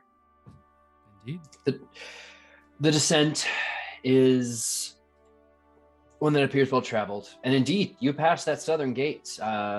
Captain Alcrates is once again waving you off. Gone so soon? No, we're just doing some sightseeing. You spoke with the king, yes? Very well then. Enjoy, but is Princess Anora safe? Yes. Good. Good. Very well then. Enjoy. I'm so sorry. Sorry to hold you. Then you're free to proceed on your way. The throng of people look on as they kind of see the heroes of the city depart. But you make your way down. The river itself is... Come on, you. Okay. The river itself appears just as busy as before, and making your way slightly northward up its banks doesn't improve the situation, widening it slightly, but a single rock, seemingly almost decoratively scattered with some bones, appears, and I'm going to clear an area for you all to put yourselves into. Oh, no, never mind. I did something bad there. I'm going to move your tokens onto here really fast, but this path does appear well tread. And 3, 4. Can I have a marching order? Yep. Eliana will probably be first, since she's just beelining. Understood. I'll be third with a shield of faith held on Eliana, since I can maintain that indefinitely. Yeah, and I guess I'll be in the second. middle. Yeah, I'll be in the middle somewhere, like 4th. Okay. Leo second. Renos third. So we're gonna kind of like stage in 2s, if that's all right. And Defero and Ponos in the back.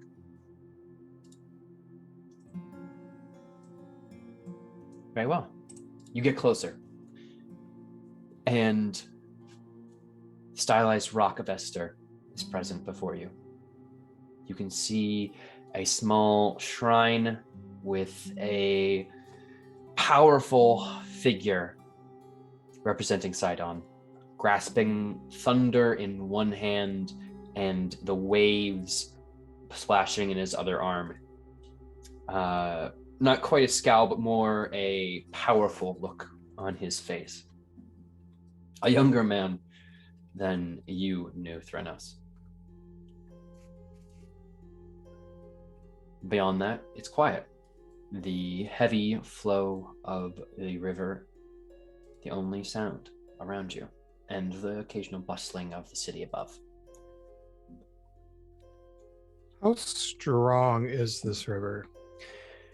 Not so strong that you couldn't walk your way across it, but if you made your way past the rock, it would get a little choppier.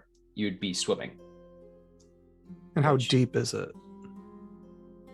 I'd say all of you are around the same height. From here to the rock, at its midpoint deepest, it'd be about your waist height.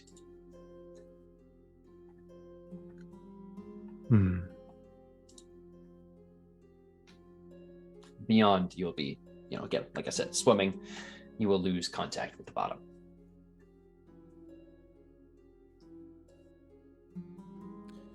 So what's the plan? I suppose we're going to find some basilisks. And end them.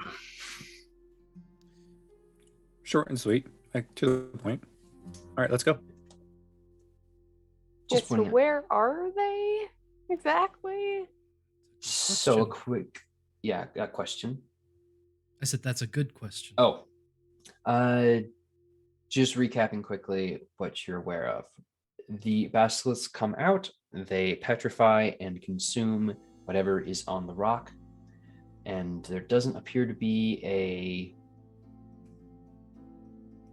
necessarily natural way for them to understand that it's on a calendar. It's kind of just like, here the chains are rattling, here comes the food. We classically conditioned a bunch of basilisks. Nice. Pavlov the shit out of them. Pavlovian response. Mm-hmm. Yeah, why am I salivating? I hear change jingling. All right. So knowing that they're just basic, I'm gonna walk up here, glance at this shit ass shrine, roll my eyes, and start walking across the water.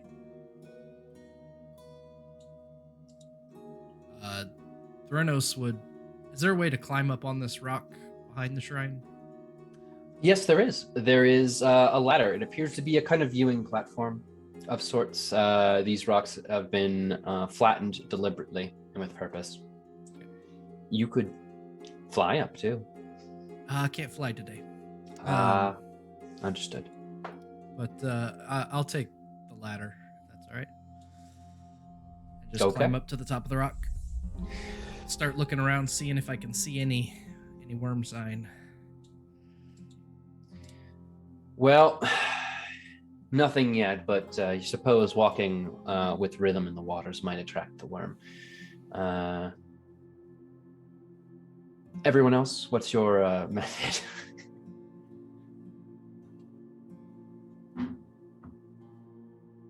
So Leo's following, and I don't know, heading to this island here as well. Getting yourself to the rock. I guess I can try. I don't know if he knows anything about basilisks, though. I was gonna try detect evil and good. You can make me a nature or arcana check. Okay, yeah, To I'll do. see, yeah, and anyone can feel free to make that. And the basic facts I know would be something that I have 0 on both, so this is gonna go well. you never know. It's a 1 in 20 chance. 3. You understand basilisks are very scary. They threaten heroes because they are bad, but if you kill them, you get to take their gold and marry a princess afterward. Awesome. At least that's in the That's what books you Leo- remember. Yeah.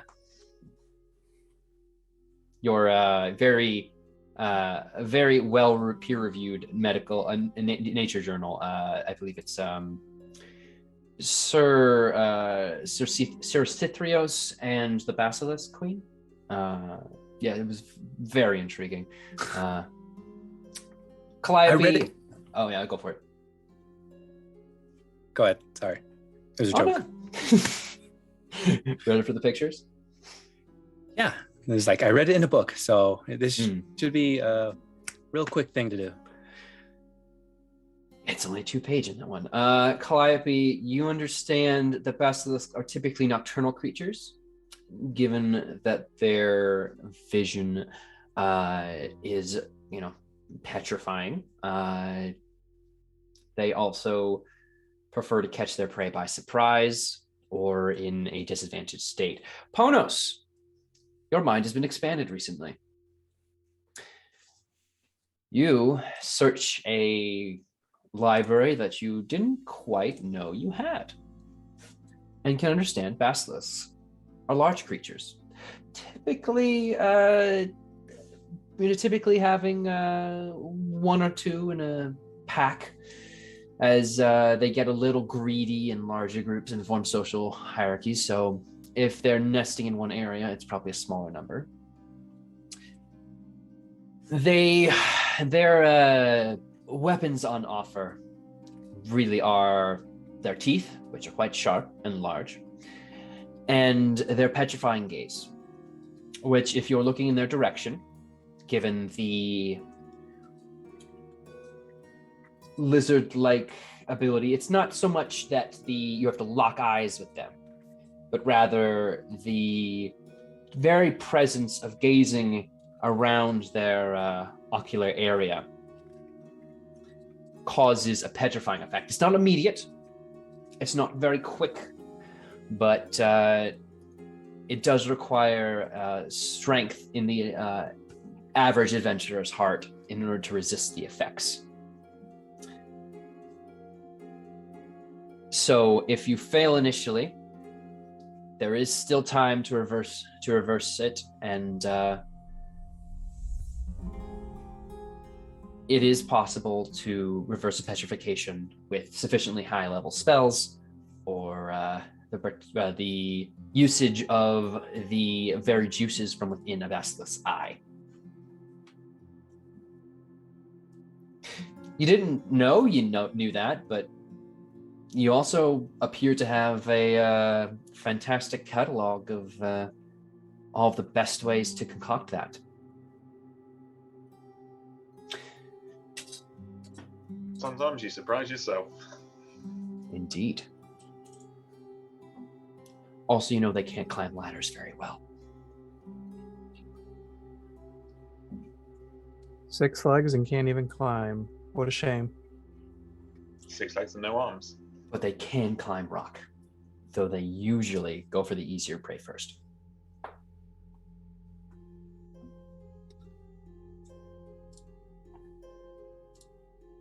And is it late afternoon still, or is it start getting to dusk at this point? It's getting to dusk at this point. You guys went into the city, had a council with the king, and made your way out. You probably had to, wave at a few people. You were delayed a bit by the crowds. Mm-hmm. You're famous, you understand. You're at level 2 fame. Let me double check. Yeah. Okay.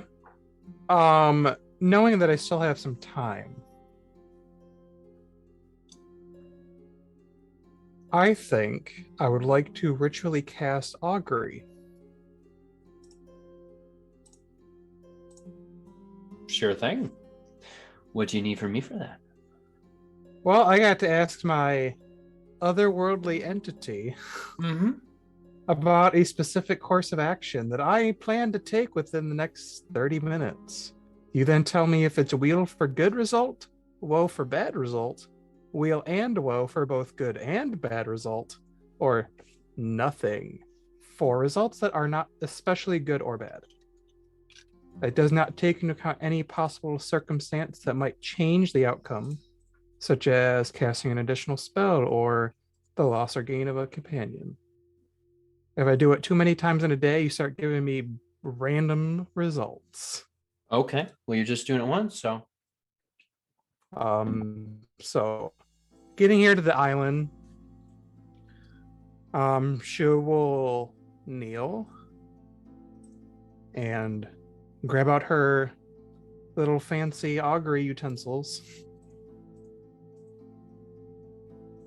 Her specific course of action is to jingle jangle a bunch of metal here to attract the basilisks out. And what I'm looking for is that like a wheel would essentially be like, yep, they're coming. Or maybe whoa, I guess, because that's bad. What I'm doing is bad. It depends. Do you want them to come? I do want them to come here so I can stab their faces out. Okay, so that would be a wheel result, wouldn't it? It would. Or would it all just be wheel and woe in a grand cosmic sense? That is up to you, because it's good and bad. But Sure. yeah, You can augur the effects of your rattling will be wheel. it's awesome. Hey, Leo, because I am a prophetic cleric and I see the future, you gain for 8 temporary hoops for my blessing of foresight. I Awesome. feel lied to and used. I'm like, all right. And then I will just set my shield down and I'll take out the Mithral spear and the adamantine spear and just start making a bunch of unnecessary loud noises. Just want to check everyone else. Are you in a position you want to be in? Because Calliope and Defera, you are a bit in the middle here. Defera is fine where she's at. She might move up a smidge, but that's about it. I'm measuring. Hold on. Just so you're clear of the events that are believed to be occurring right here. Somewhere in this cave, to your right, are a number of basilisks. They are going to come toward the sound of the chains. I thought they were in the water. Yeah, I'm confused. Yeah, They I was under the assumption they were in the water. If they're coming out from over here, There was the belief they are coming out from the cave. I'm confused. Okay, so then. here, like, Yeah, is it hang it for So- us? or over Okay. here? One of Okay. the two. Okay. Okay. That's why I want to clarify quick Okay, no, before that's very we get helpful. run Thank you, 'cause over. I did not understand. Mhm. I did not understand I at all. figured there might be Neither some did confusion I. about the origin of these creatures, and I'm giving you all a Okay. heads up. You did your homework. Oh, rolled some what do good I wanna rolls. do? You found your tracks and all the fun stuff. Yeah, I'm gonna like maybe hide behind this rock. That seems like a good spot to be. And these are all raised, like they're up, correct? Yes. There is elevation. There is a ladder right by where Ponos is. Also, Ponos, of note, that ladder, you can haul that up with you. I'm going to stand at the top here. All right. You'll climb right up the ladder and make your way to the top there. Just for shits and giggles, Calliope, why don't you make me a stealth check to see how well you can hide yourself in that annex? Oh, great, cool. Yep, we're gonna try. I don't know, like, why D&D Beyond is being so weird too. It's like it's just saying skill. It doesn't even tell me like what the skill is that I'm rolling. I'm just hoping that I'm clicking on the Skills. right thing. I don't know like what's going on. Oh, you got Well. stealth. Okay. The sound of the jingling chains echoes into the cave. Oh. And for a moment, there is no immediate response.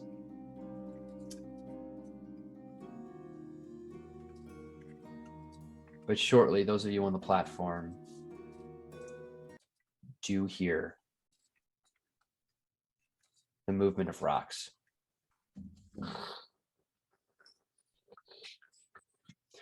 There's a moment as the sun is beginning to set on all of you, perhaps metaphorically as well. That two large bodies are moving themselves out of the caves. They pause, and those of you on the rock can almost see 4 eyes gleam in the darkness. Yeah, nah, I ain't looking. No, not you up top there. Okay, The good. rock. Oh, The out in the water. the aforementioned important rock, you know. And right before the jump, I think now would be a great time for us to take another really fast break.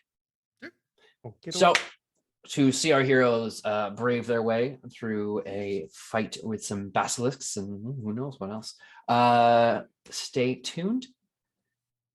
We'll be all right back. Welcome back, everybody. I hope you're ready to rumble, because the two shining eyes leap forth, revealing two large, multi-limbed creatures of purple and spine, their hungry eyes only matched by the slobbering of their jaws. And this is only accompanied by what you can only assume is the heavy wingfall of birds above. Perhaps the sudden entrance of these creatures, but birds don't cast that kind of shadow. Everyone needs to roll initiative, please. I don't want to anymore. Too bad. Initiative.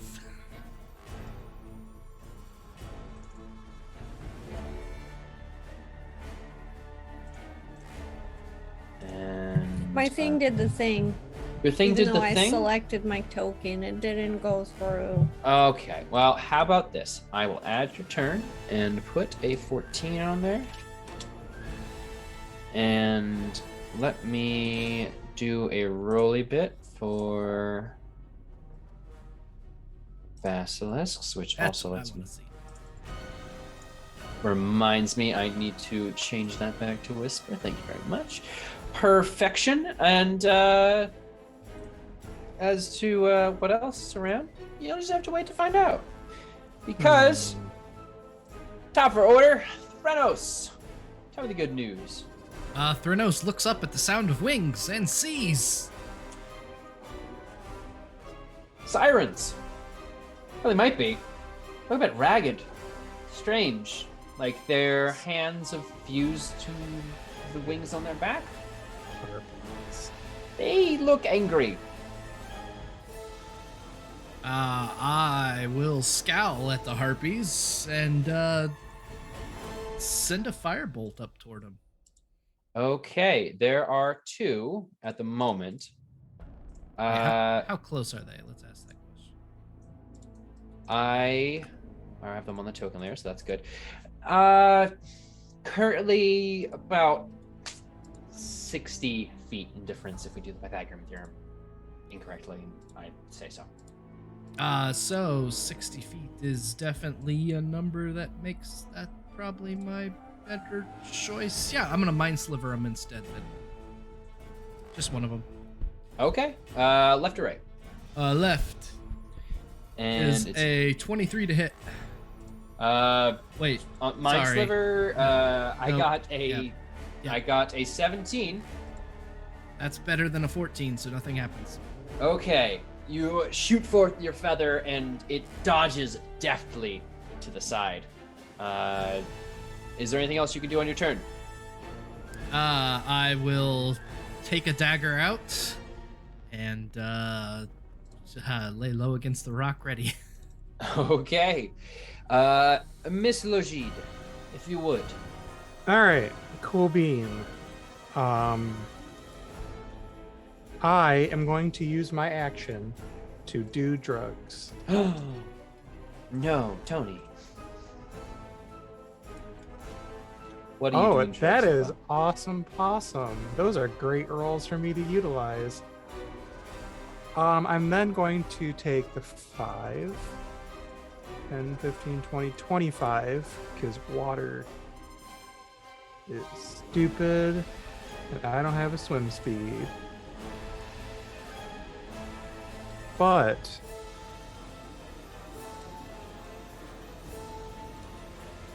let's see. How far away can the bonk go? 60 feet. Hell yeah, brother. I am going to cast my Hammer of Doom by this basilisk. All right. Hey, wonderful Hammer of Doom. A 19 to hit. 19 will do ya. Are you looking at this creature, by the by?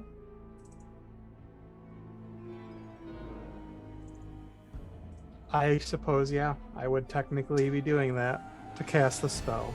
You're fine for now. Cool. 8 force damage.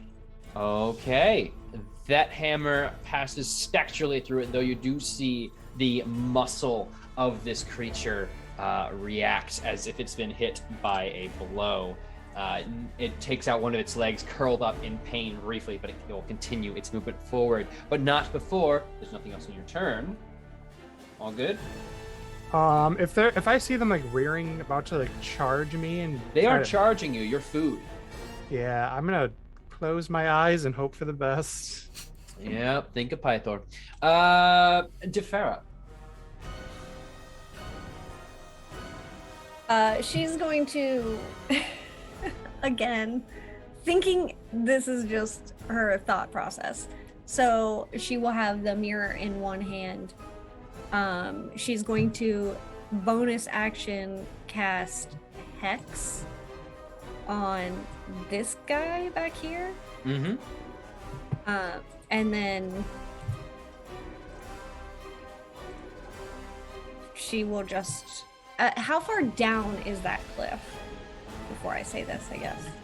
About 20 feet. Oh, okay.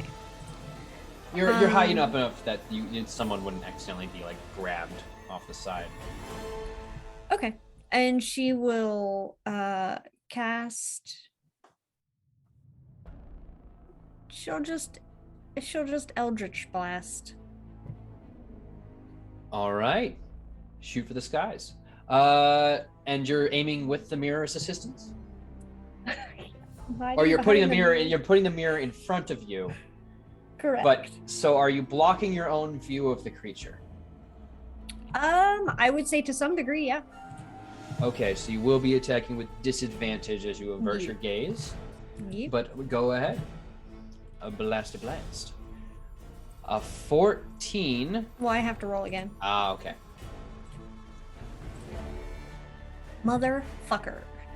A 6. You go and hit the rock right in front of you, scattering the bit of cliff. It looks like the position you're currently standing in might begin to quickly erode away under your position. You can see that as your feet easily, but you do hear your rocks connect with a certain creature down below, and you hear as a large tongue flicks upward. Those of you on the rock can see its attention has been diverted up towards that column of stone. Anything else on your turn besides stepping back very recently? No, just a reminder that it will have disadvantage on ability checks made with chosen ability.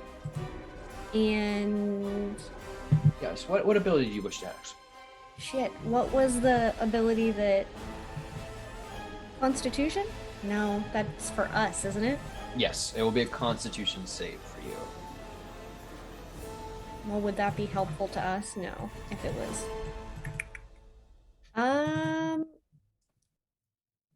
I will just say we'll just go with, I don't know. So I have no idea. Dealer's choice. Yeah, can I think about it for like Sure 30 thing. seconds? Oh, if you no want? Okay. rush. We got Ponos up next. Don't worry. We got Ponos up next. Now, he knows all the facts. Mm-hmm. And as he's pulled this ladder up, and Eliana's made her jingle jangle noises, and the hiss of the beasts have slithered out, thinking to himself, I need to put myself in a position that this thing cannot see me. There's no way this thing is going to be able to see me.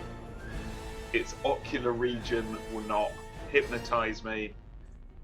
There is one place I know that can happen. And from his position on this ledge, as the tongue flicks up and its attention is diverted to where these blasts came from, he's going to leap and try and ride it like a bronco. Leap onto the monster and legs around its neck. Hold on for dear life. You are going to take 4 immediate damage, as it does have spines, and they will strike you a bit. But make me an athletics check. Yeah. Yeah, dog. The basilisk part. Yeah, right onto its basilisk part. Do you want me to do that with disadvantage? Because I guess I'm not looking where I'm jumping. I'm just gonna yeet myself off a ledge. If you think you can get lower than a 2, yes. I mean, I can definitely get lower than a 2. Mm-hmm. Unless someone wants to... I can get 2 2s. Well, hey, that disadvantage didn't mean shit. Way to stick it to him. You get on and feel some spikes sink into your thighs. And this thing lurches and is going to thrash about, shooting with 6 of 8 legs. It's going to take you forward. If you could please move yourself 10 feet that way as you're bucked forward off of the basilisk. Well, that didn't work. Anything else on your turn? No, I think that's me. Thanks. Okay. Calliope, you have been effectively hidden from their immediate gaze. Yep, I hear some commotion. I'm just gonna peek around this side probably to see like, oh wow, there's a lot going on. And yeah, so do I have line of sight like to like the back of this thing or from where I am? Line of sight to that creature? Yes, you do. Perfect. And you're facing the back of it, so I won't make you make a con save just yet. We're gonna see. Because yeah, I don't really have the flavor text for this one. I'm just going to try to cast blindness on it.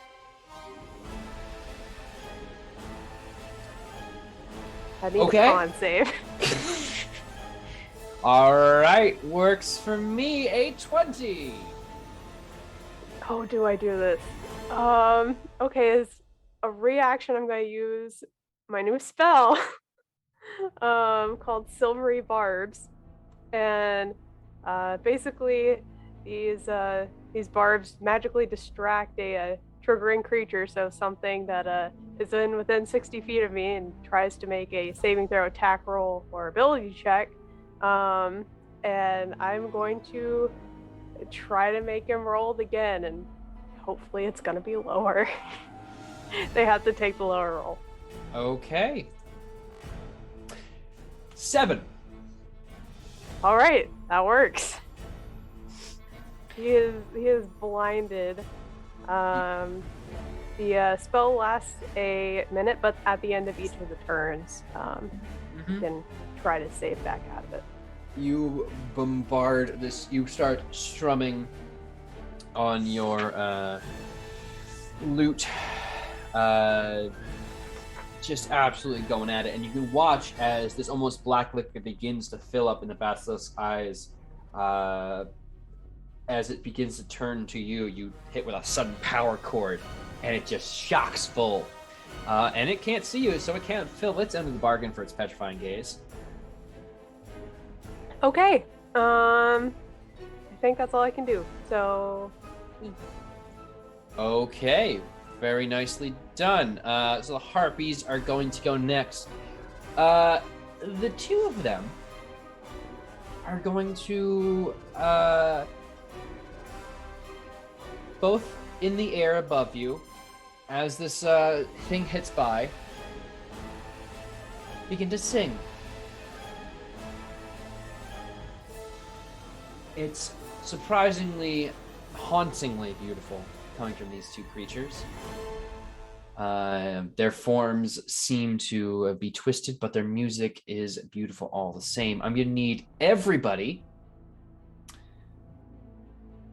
to make me a wisdom saving throw.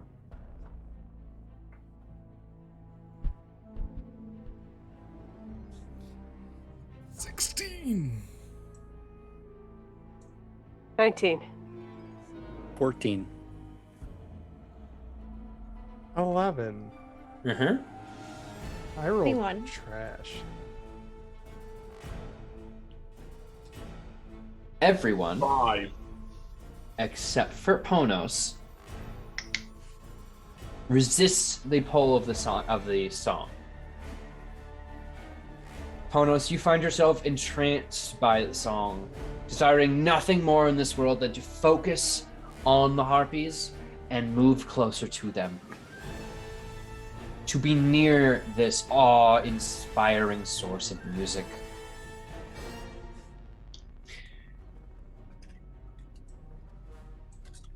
The second one that you attempted to mind Sliver is going to move immediately down towards you, Threnos, though. And pulling a club free from its back, grasping it in its leathery wing, is going to take a long strike down at you as it lands. A natural one will send it straight past you, and with its back turned to you. And will not take its second attack as a result. Leo. Awesome. All right. He's gonna wade through the water and get as close as possible, and then he's going to cast Hunter's Mark on this guy. Gotcha. Okay, so we're just really piling in on this fella. Yep. Just to make sure he goes away first, and I think Okay. that is it. That's all you can do? You don't have an action? An action. Isn't Hunter's Mark a bonus? Oh, it is a bonus action. Awesome. Get that dash in there if you can. Yeah. So I guess Move he's in closer. Yeah, Yep. it's blinded. It can't do anything. Awesome. But I still have my shield up just in case. Of course. It is the Basilisk go. This one is going to lash about wildly, and let's go ahead and roll some cardinal directions here. It's going to smack at the stone this time, turning itself around and kind of clawing and biting at the rock itself, and then backing off and moving itself nearly into Ponos, but not quite. Oh, come on, you. Okay. This one, though, is not so ocularly impaired, and everyone else wasn't so mean to it. It is going to move like a train. Here. And, you know what, tell you what. It's just going to dash and use its movement to get right up in your face, Leo. Of course. Threnos. I am going to turn to this harpy that is right behind me, and Threnos is going to use a new spell. He's going to reach toward one of his feathers and start pulling a feather, but as he does, it just elongates, almost like a massive whip, and then he will just crack a whip and use Tasha's Mind Whip. Right that way. So I need an intelligence save from that thing. Oh, famously very good at these. A 10. 10 will fail. It takes a miserable 9 psychic damage. Ooh. However, no reaction until the end of its next turn. And then on its next turn, it only gets a move, an action, or a bonus action. Just one of the three. Sure thing. Yeah, you magical energy strikes through this thing's very being, and it recoils in massive amounts of pain. Anything else you'd like to do in your turn? I am going to take one step here.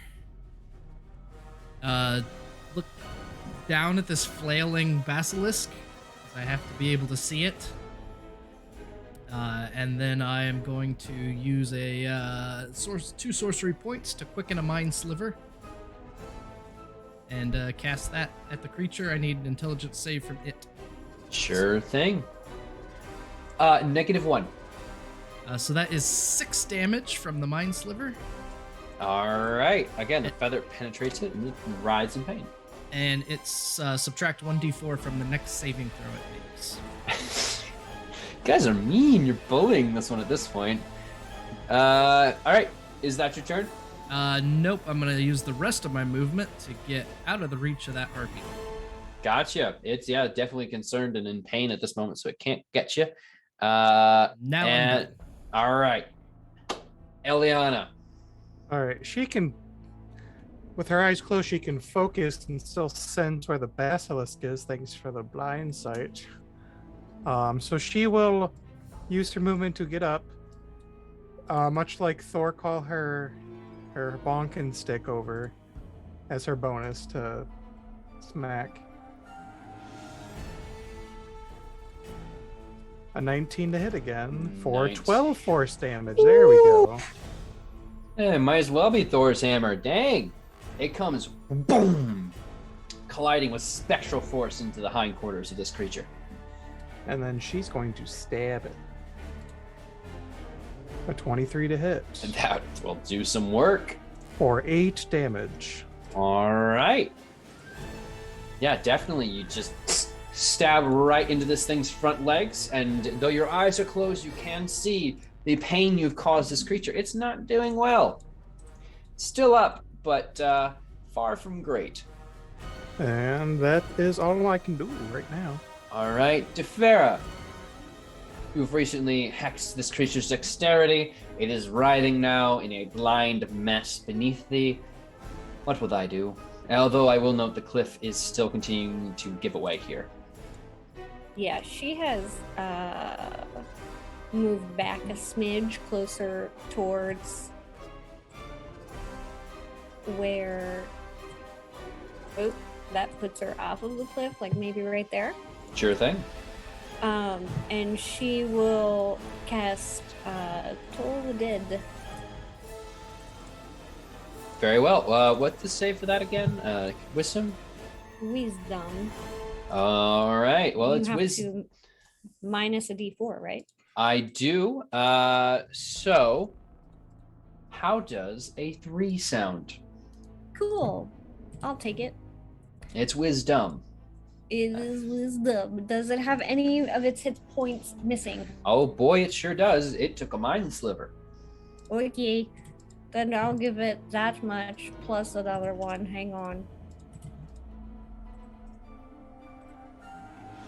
All So right. that'll be 9 total. Now, you're Toll the Dead. Do you have a physical instrument you use to use that with, or?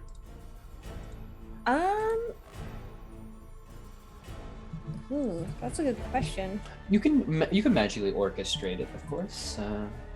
Yeah, I would imagine it probably to be just like whatever the death kind of rattle sound would be. There is a chill then as you focus on this creature's very soul itself, and this. You and the creature are the only ones that can hear this coiling, horrible sound that you would only assume could be created by a basilisk in its dying throes. And it rattles this creature to its core, though it's still alive. Oh, come on. Sorry. It's bouncing around a little bit. And when I hit Alt, it doesn't like me very much. There we go. Anything else in your turn? Yeah, I'm going to hang on. Let me double check. Okay, yeah. She's going to Oh, well, there's nothing really in her range, right? Everything's below her. Yes, everything's below you, except for that harpy, which is Above. well, it's actually on ground there. It did come down and try and swipe Threnos. Okay, never mind. I'm not gonna do anything. Okay. Thank you. Okay.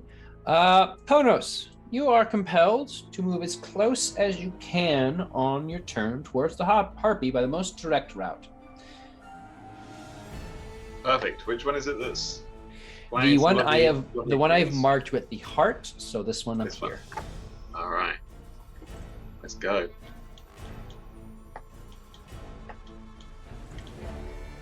So you are going to take an opportunity attack as this creature senses you nearby. Does a 12 hit? Yes. Oh, okay. We're gonna get you some armor, buddy, because this thing, as you're I've got walking, armor. better armor. This thing goes as you walk by and bites into your leg. Nearly. I'm gonna need to make you another saving throw of wisdom against this effect. As everyone else can watch, still charmed. I like this tune. And you continue on, like, as it bites and attempts to like grab you, but you kind of just can pull on, and it doesn't seem to. It seems back to turn its focus back to the rest of everyone. And Eliana, you can tell that leg. It's got some drip in it, because that is going to be 15 points of piercing and 6 poison. What the fuck? Oh, see ya. I don't make it past this thing's bite. Oh my god! Okay. I had 11 hit points, so... Allow me to rephrase then. I'm sorry, you have 11 total HPs. Well, that's what I had, because I took 4 damage from falling on the spines. Did you get more health this turn, or did you somehow lose it? Like, I have 15 total. So I hit 4 for falling off, and then that thing hit me for 15 and an extra 6. I'm a very poorly boy. okay, so this is what happens. It reaches back to bite you, grabs your leg, and you just watch as his entire body just goes numb from the immediate shock of pain. And your body is going to be in its mouth as it turns to face the both of you. Jumpy. This harpy, seeing no one else is into her song, is going to choose to continue what seems to be the preferred method of these winged creatures and harass sirens. It's coming down towards you, Threnos, with a similar club. That is a natural 20. Sure. You want to know how many total hit points I have for?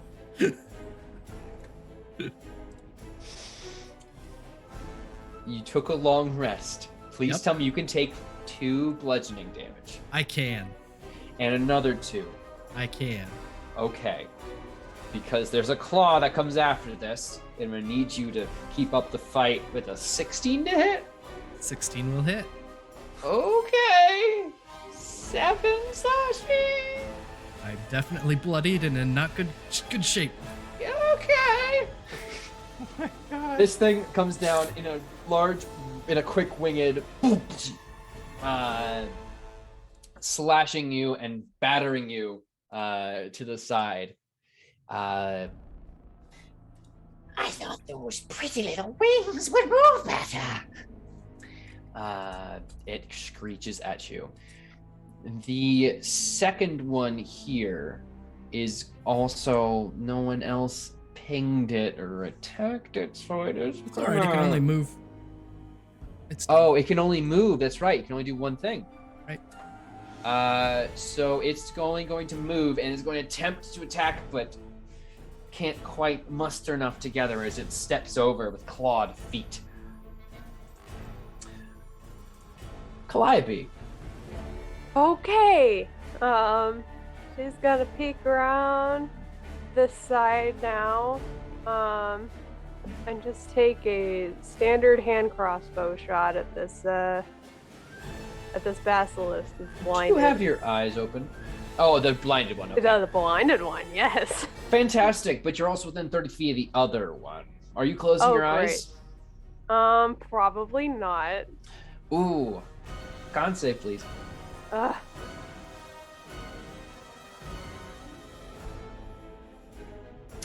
17. You feel this magical urge in your body to stop movement, but you dismiss it from yourself and continue to bring your shot up to aim. Yeah, Sophie. she's far too mad about the squawking that's going on by those harpies to Kata's mind right now. So let's try to take a crossbow shot. I don't think a 9's gonna hit. A 9 will not do it for you, unfortunately, as your shot goes wide amongst its thrashing. Alright, great, cool. Well, she sees that Ponos is in somehow even worse of a state than last turn. It's just gonna cast a nice healing word at 2nd level in his direction. Let me just roll that real fast. But that is my turn. Okay. Ponos, you are going to regain consciousness with your leg held somehow by some pressured force. And it hurts. Amazing, thank you. Leo, are you closing your eyes? Yes. Okay. Noted. You continue with your turn, but you're blinded. Shoot. Are you It's attacking? only a con save. Are you attacking though? Shoot. Leo also has advantage from Pon- chat. You also just got advantage. Awesome. Thank you. Ponos is in his mouth, right? The Ponos is physically in this creature's mouth. It's going to probably release it to bite someone else soon, but for the moment, it seems to, enjoy the Okay. taste of Just Seder regain in the afternoon. consciousness, It's fine. All right. Yeah. No. Like I can't like drag him out because that would hurt. Or like, Yes. I should not wake him up while he's in there. I was just attacking, but Yeah. the DM, don't trust me. No, I'm still want to attack. I do want to do it blinded, and I think I'm gonna use that advantage. Sadly, just so it's just a straight roll. Does a 17 hit? Yes, it does. And you're keeping your eyes open? Yeah.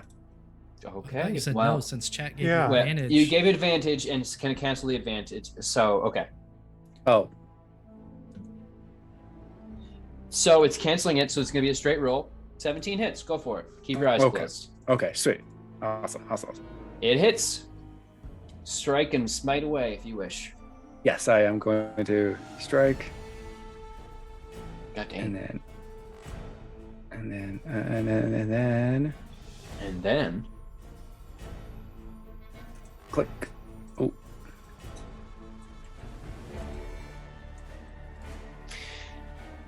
okay. there we go. And then smite. Sorry. A 12 and a 13.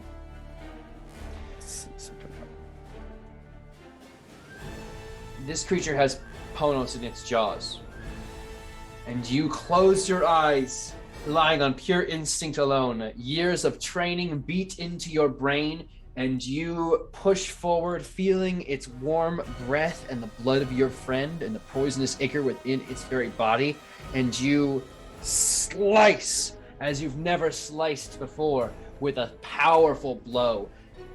And you feel a sudden ease as you cleave through the final half. And you hear a splash beside you. Do you spare a glance? Yes. The head of the creature lies separated from its body in the water, its blood filtering out of it and onto you from the rest of its torso. Ponos is released, and your head is easily kept above the water for the moment, but you are still in this thing's jaws, as it has been defeated.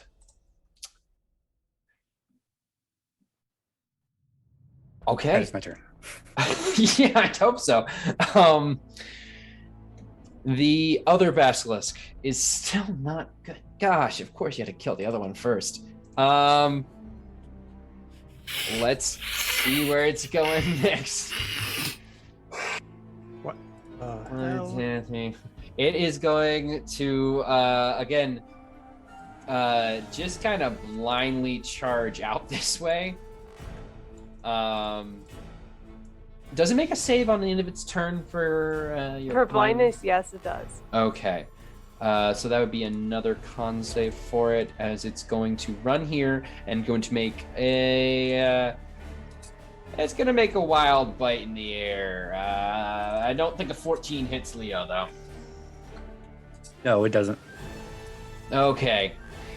It kind of charges right on past you, and you're able to step aside as it heads into the water and like looks around angrily, smacking its tail to and fro.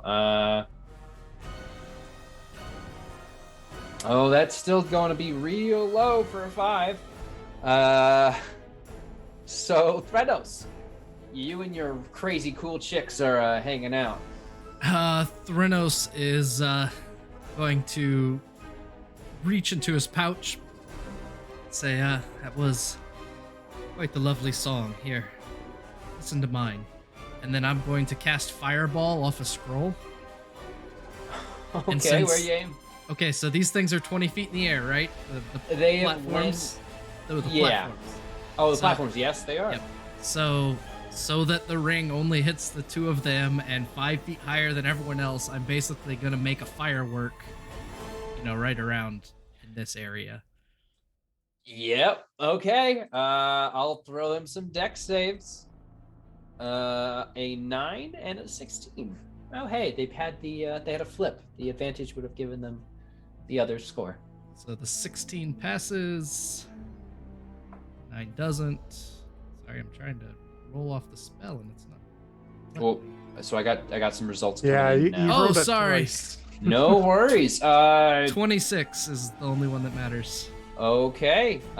So this top one, as you hold that scroll, harnessing the arcane energy in your hand, you feel it almost kind of crumple up into a giant ball of fire. You shoot it forward. It shoots in the sky and just incinerates the very air between you. The rock before you is scorched. And these two are not going to enjoy that very much. The bottom one is able to get slightly out of the way, turning with a covered wing and stepping aside just slightly out of the effect's reach. But the other one takes it fully to the back and does not appear very happy. They both hiss at you in displeasure. Do either look really close to dead? Because I gotta clear one of these off me. They both appear pretty close to dead. If your friends have anything to say about it. Or my bonus action sorcery points. So I will use my last 2 sorcery points to bonus action a firebolt right into the face of This one looks worse. that one. All right. Make me that strike. A 16. The 16 will do you some damage. Only 2. Okay. You basically smack this thing in the face with more fire as it recoils from your initial giant bolt. And if there's anything else on your turn? I will cry out, a little help! And that's my turn. Okay. Eliana. This is difficult because I can't help you because I can't see that far right now. That's fine. I have 20 feet of blind sight. And unfortunately, Turk didn't have this one basilisk come within 5 feet of me. I don't get to use my Polar Master yet. It rolled a random direction because you gimped it so much. What more do Random. you want? Gimped it. I'm hearing a lot of adjectives, and I didn't do nothing. It's 3/4 of the it's 3/4 of the law dead at this point. What more do you I'm want? gonna come bonk it, and it's still blind, right? It's super blind. Yeah. Awesome. Let's go with because everything I said is still true. 25 to hit for 6 force damage. Plunk. It hits it slightly. Its thrashing negates some of the blow. Boo. Oh, I guess I gotta come up and stab it. I suppose you do.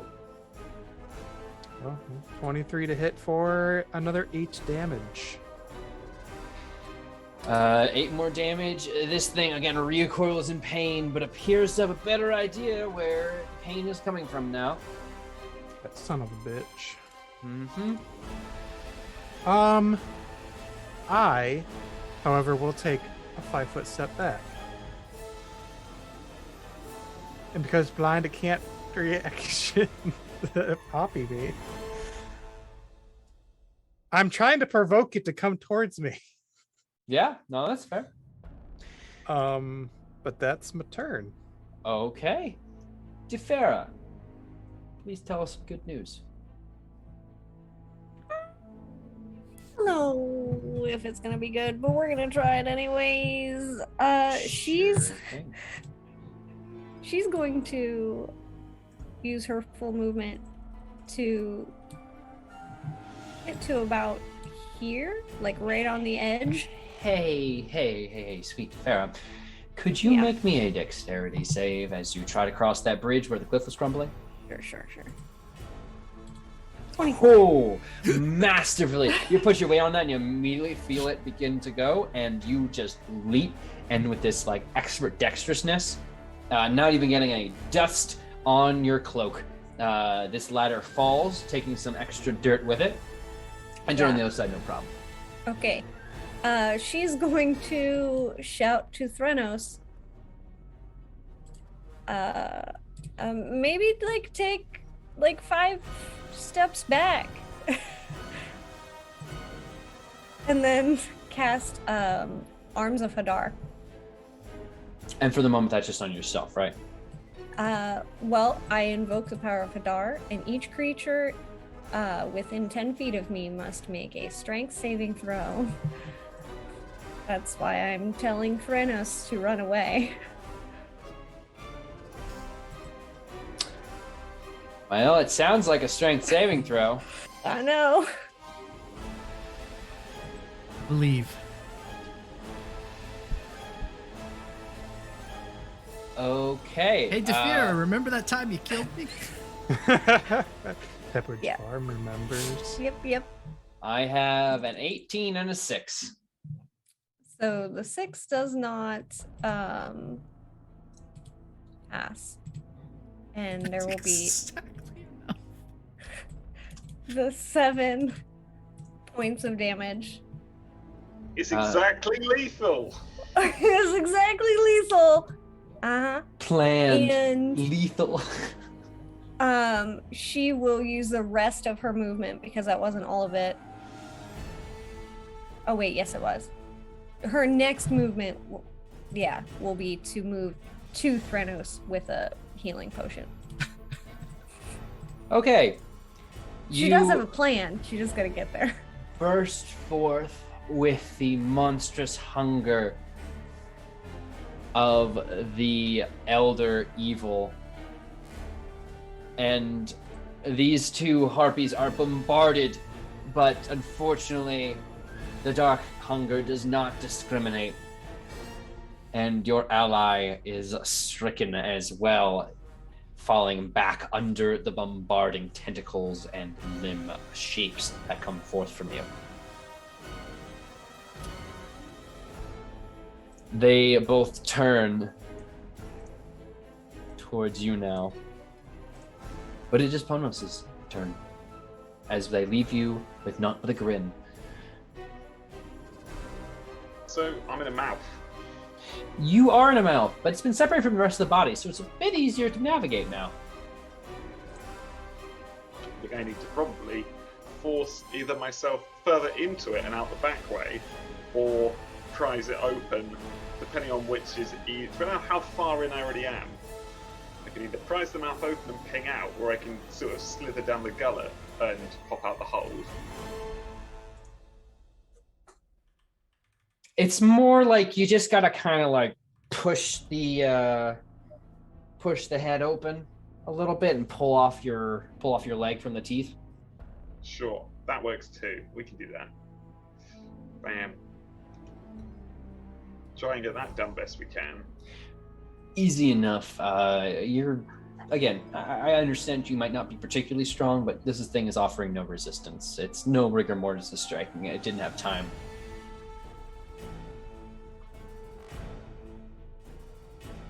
So kind of trying to get my bearings on what the heck is going on, because I don't seem to remember much after jumping from a ledge, and now I'm in the sea, kind of, sat on a bit, pretty boggy, and my leg is numb, and it's got big bite marks in it, and there's another one of those things just behind me, and also some weird tentacle explosion has happened on the cliff, and it's all a bit weird. I don't really know what to do, but I've got this song in the back of my mind. And will this work? Oh, there we go. I would like to play it.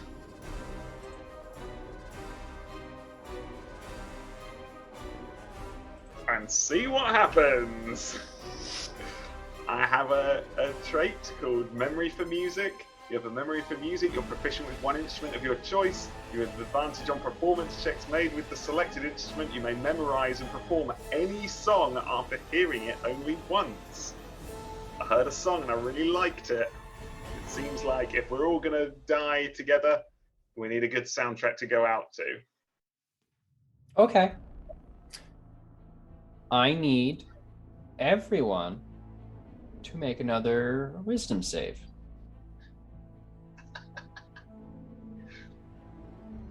As you begin playing a hauntingly charming...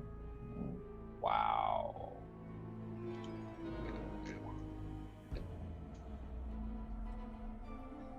People are into it. It's a banger. Okay. So far, so good, except for one thing.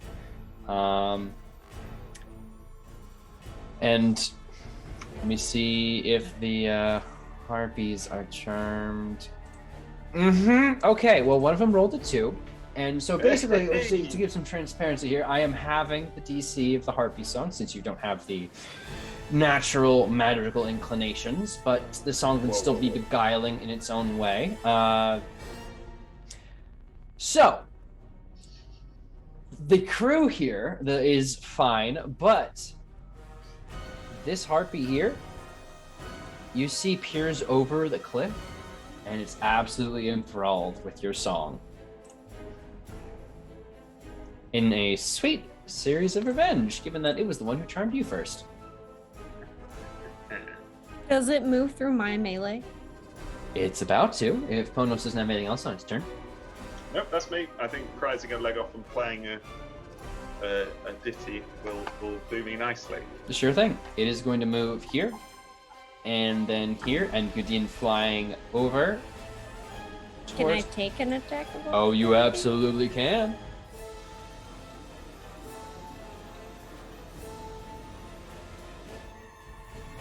So she's going to use her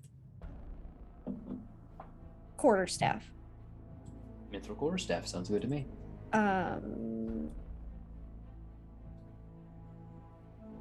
Yep. 17 to hit. That will definitely connect. And tell me, is this more of a quick whack? Like, are you poking with it or smacking? Swing him like a baseball bat. You strike this creature, as its leathery wings begin to take flight, and it just connects, and its body crumples, and it falls onto the Temple of Sidon below, dead. Its weak body could give no more.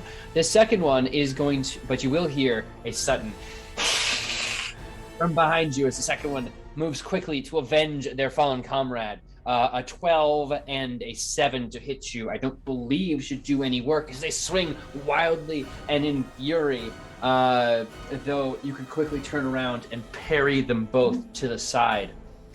Them handled. It's Calliope's turn. Calliope, you almost found your mind completely entranced by Ponos, but for the moment, there is a deranged and somewhat very heavily distracted basilisk and a harpy.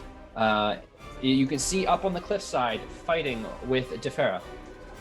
Yeah, wait, so I'm confused. Like, I rolled a 6 on the save. Like, its DC initially is I halved it, and you got over that half. Oh, okay, cool. So I knew I would roll one of these very low, and I did. Yeah, 'cause I was like, oh no. Okay. Cool. Do I see the harpy up there? Like, You can it's really tall, so like I don't know. 20 feet, but you're pretty far back as well. So you have a not great angle, but you do have an angle. They're both tall enough. You can see them. You can see them swing at each other, and Defera blocking them off. You know, like Star Wars kid. Okay. Oh, probably with more skill. Okay. I'm gonna take one step forward, then, and she's going to take a shot at this thing. Okay. Take a shot at this thing. Natural 1. My God. Well. Oh, well. I'm just gonna flip a coin real quick. No. No. Sir. Shoot him while he's down. You just sails. Or rather, it doesn't sail, as you hear the thunk of the bow and the ropes and mechanisms appear to be twisted. You have jammed your crossbow for the moment. Oh. And it will need to be cleared with a bonus action.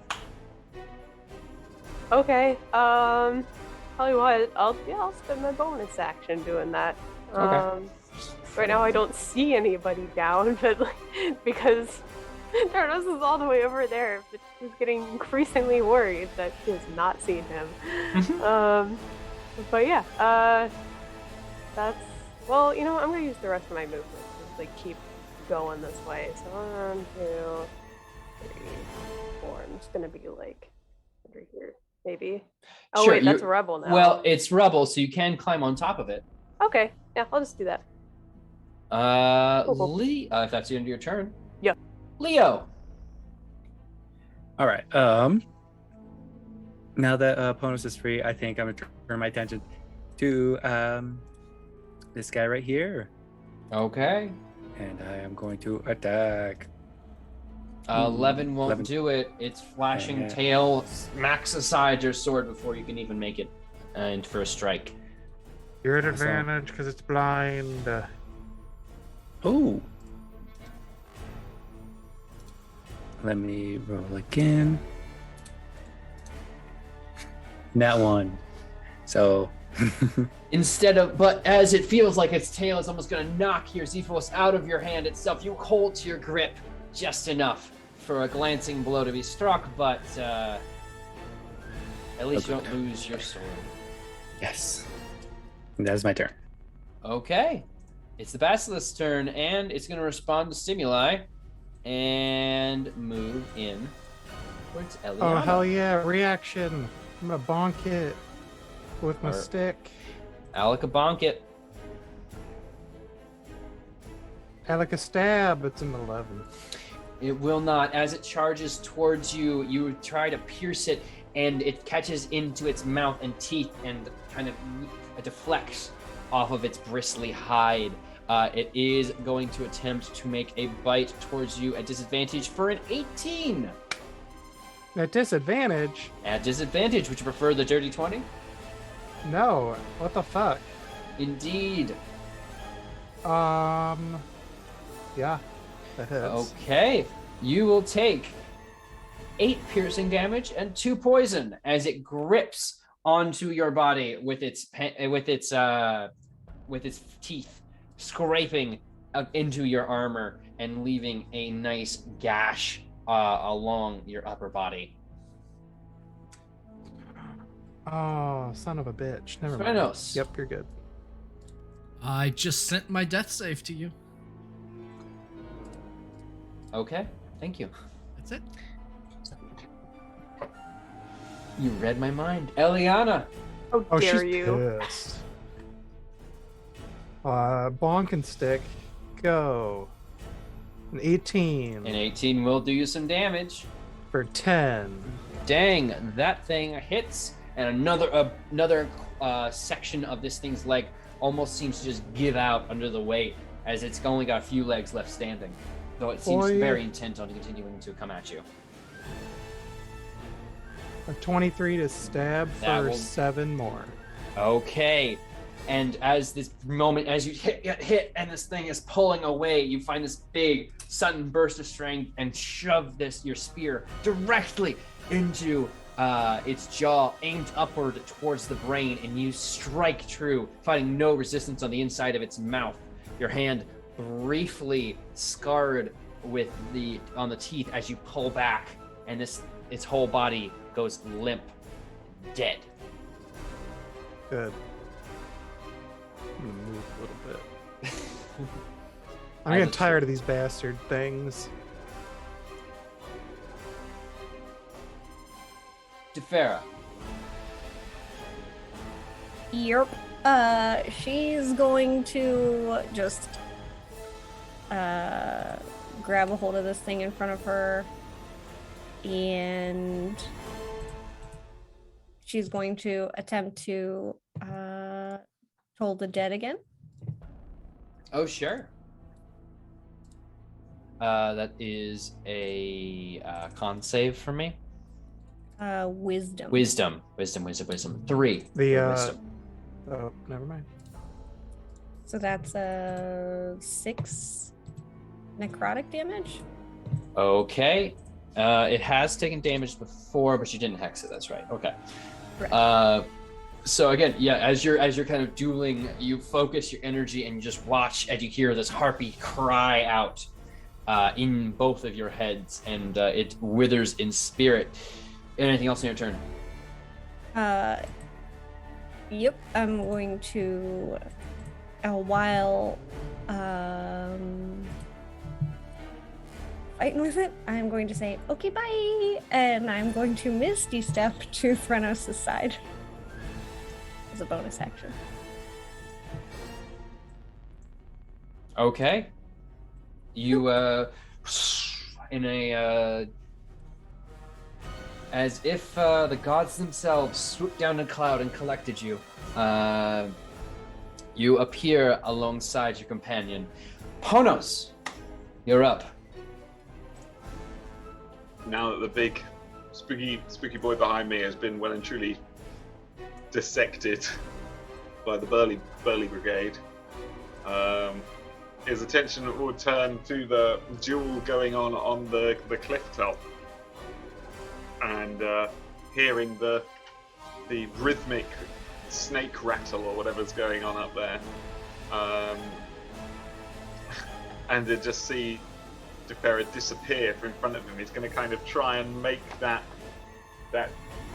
ominous sound more rhythmical, more gentle, more lilting, and it casts sleep for a total of 20 hit points. You see, as this creature looks down at you to the source of the music, and then almost tries to turn back to you, Defera, to continue the fight, and just collapses onto itself, asleep.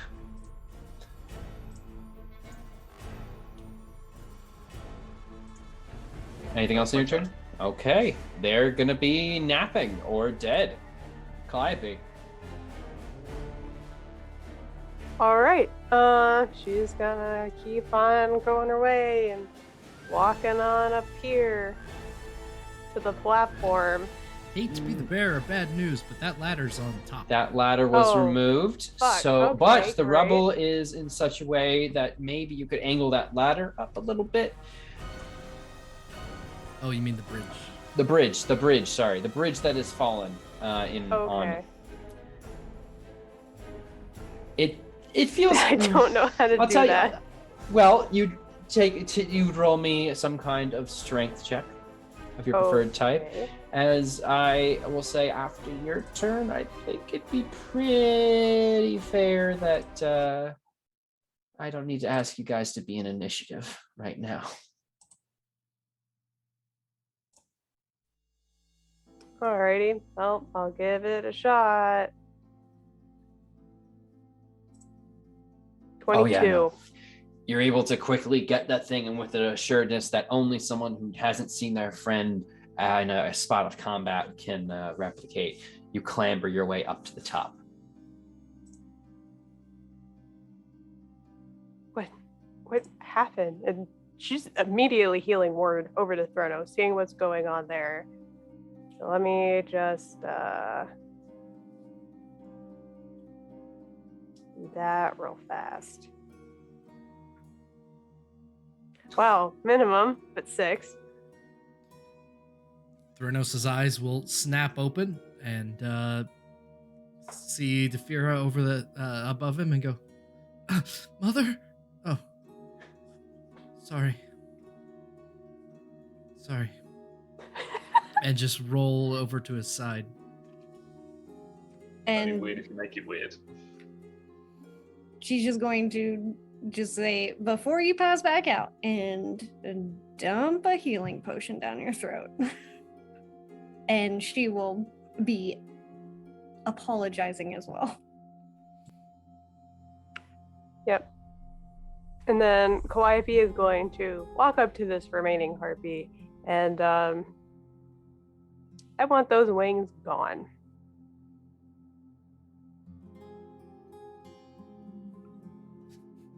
How are you achieving this? I have a longsword. Bruh. You can prepare a coup de grace, and certainly with the meager amount of health it had left, you stab it, and there's a momentary brief screech that is just filled with bloody gurgling as you separate one stab and separate the other. You got yourself harpy wings. They are very clearly similar to yours, but as if, like I mentioned, as if your limbs and your wings have been forced together through some cruel magic.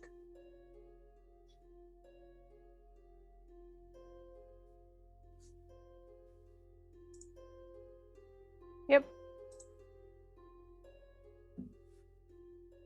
Fucking badass. Well, So before this, this here basilisk decides to float away, since we were told that its gelatinous eyeball can cure basilisk petrification, it's true. I would like to take those. They're sweet, sweet eyes. Make me a survival or medicine check for the extraction. Okay. To see how much of the physical eye you can preserve in your process. So what I'm going to do first, knowing that I'm going to need to do my best, I will give myself the Owl's Wisdom Enhance ability. So advantage on wisdom checks. Okay. And then you said survival or medicine? Yes. One of the two for your preferred method of extraction if you're taking a... Well, I don't have either of those, so we're just going to go medicine. I got a 20. You're able to, with the calm precision, sever the eyes from the rest of the eye stalk. How many? 4 From each or total? total. There are Cool. 2 basilisks, and no one expressly damaged their eyes, and / I didn't think to accidentally have anyone damage them in flavor text, so. I won't Cool. cheat you out of 4 potential anti-petrification things. Or other stuff. The Mithral Forge takes a lot of strange items to make sometimes.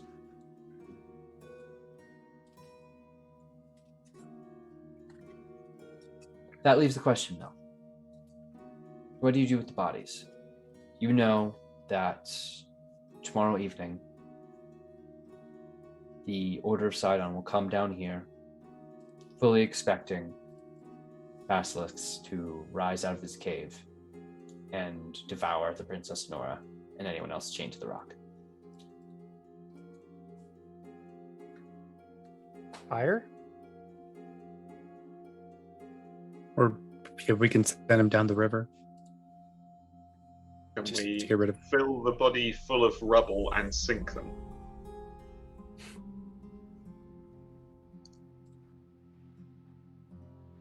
Yeah, I think sinking might be the best idea. And I'm going to get the head and I go, oh, please don't sink me. I'd be very sad. Can I stand on my leg? Is it like still numb if I just like going to keel over? It's got a hole in it, but it's kind of that, magic healing where the muscles are a bit, you'll have to, it's a little bit of limpiness, but it's not dead. Limpy gimpy. Oh no. Yeah. Just for a little bit. Get yourself a little bit more healing, and you should be all knit up. Just the old slap on the back of Ponos. You'll get 12 hoops back. Damn. What hole? Oh hell. Just Whoa. I've already scar now. received 13, so I. Oh no, not you. To Ponos. Oh, Ponos, sorry. I was heard gonna be like, Thrynos. he didn't piss off Eliana enough to be just like stick the finger in the wound and turn and be like, oh, this is gonna heal up real quick. Hold up. Just a That's my slap on the hole. back. It was your hole. Oh. Now it's merely a scar and a reminder to be careful around the mouths of things with a lot of teeth. You have to get better at writing. Cool. Just next time, maybe scut around the creature.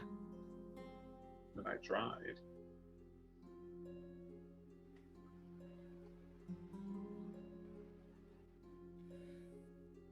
Yeah, so I think we sink them. The bodies. Ed, in doing your work at night, the city behind you providing the barest of light, and some of you not needing natural light source at the moment, you do your dirty work, pushing the bodies out into the river so that it can take them. Arkalon is grateful for the sacrifices, as always, though it shows it in an impassive way, continuing to flow out towards the sea. Where you imagine there's going to be some very confused fishermen somewhere down the line. Perhaps some youngsters will have a whole coming-of-age adventure around seeing a dead basilisk get caught in the rocks somewhere. However, I'll go with a stick. you return to the city. It is night. Do you sleep? Yeah, I'm gonna go hang out with my parents. Yeah, I'm gonna go hang out with her parents. What? Yeah, No, we're all going no together. invitation Doing this that time. again? Y'all lost the privilege.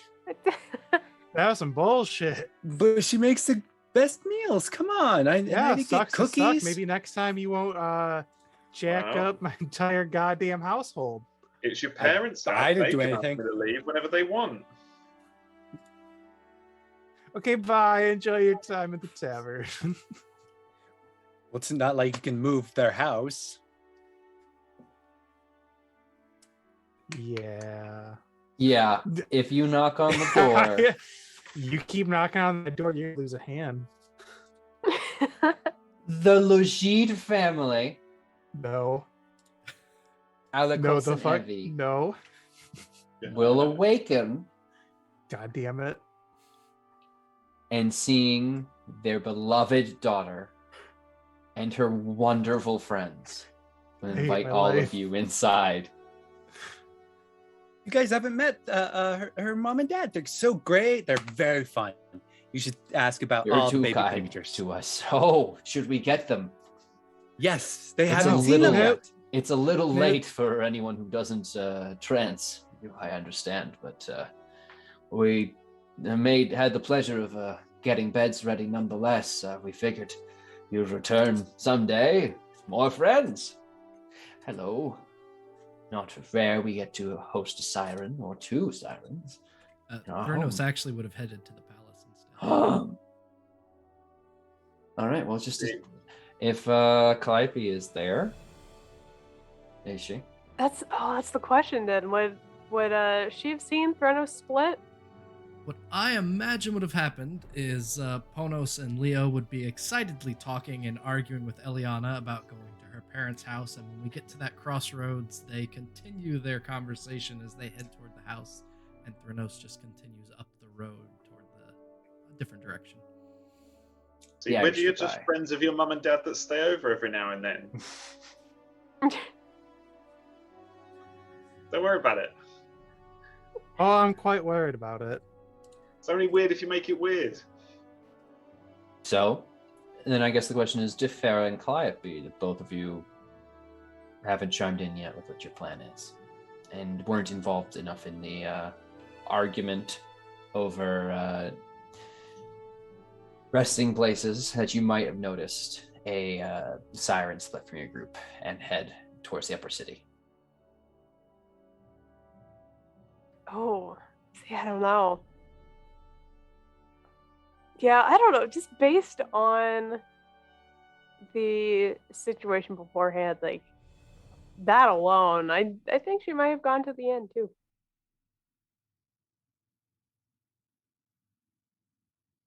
Well, Thrynos is heading in the opposite direction, right? Thrynos is yeah, heading yeah. uptown towards the palace, did you mention? Yep. Okay. Yeah, so DeFera absolutely would have attempted to talk to him and apologize, like, before we got into town. Like, she would have spent probably a significant amount of time deeply apologizing. And if that is happening while the party is splitting, she would have probably followed him. But if we are at a point where he is already gone, she would have just followed whoever she was with. So it's more or less, I suppose, character-wise, what Thrynos, how he would have responded to any sort of apology that DeFera would have fumbled through. And it would have been like a lot of, sometimes the things happen and I don't have a lot of control over it. And I Everything will be fine. do want to apologize because I am not the best with people. It was inevitable. I mean, Ponos tried to stab me once already. It's okay. Yeah, but I'm Really? not Ponos. I don't want to do those things. But also, I'm really sorry. Like, truly. It's okay. I forgive you if it helps you in any way, but I'm fine. I'll be okay. I just, as we kind of split off from the other ones debating about probably cookies at this point,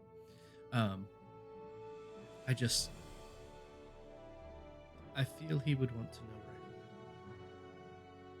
that everything will be okay. Then she would continue to walk with you. as we were talking. Okay. In that case, we're going to close on a scene of the two of you being ushered into the palace. There is a mourning to the entire building. Guards stand at attention, but you can see in their eyes, they feel the fear of the city. Though seeing you gives them a small hint of hope as they salute you. You're pointed, as you ask after Pythor, to Anora's room, where the two of them, well, mostly Pythor, cry and embrace on her bed. You stand at the doorway, and his attention snaps to your tear-spotted eyes. What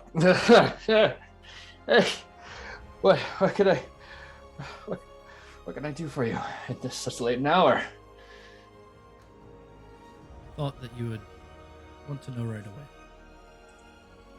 There will be no creatures to come to collect the sacrifice.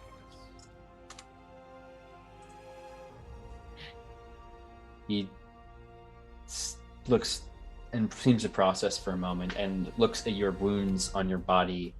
Even though they are mostly healed at this point through magical means, they will leave scars.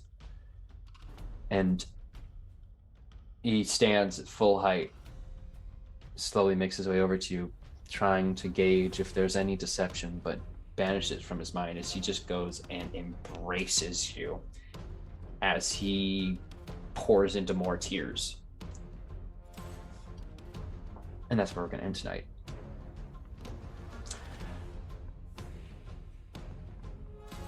Thank you, everyone, once again, for joining us in a wonderful episode of Oathsworn Odyssey of the Dragonlords campaign here at TPK Roleplay. This has been an absolute blast for me, as per usual, but we are not the only thing going on in these wonderful people's lives. So, players, if you could please go around and starting with Comrade, let the people know who you are, who you're playing tonight, where people can find more of your excellent work, and what do you think Commander Gaius' face is going to look like when nothing happens in the morning?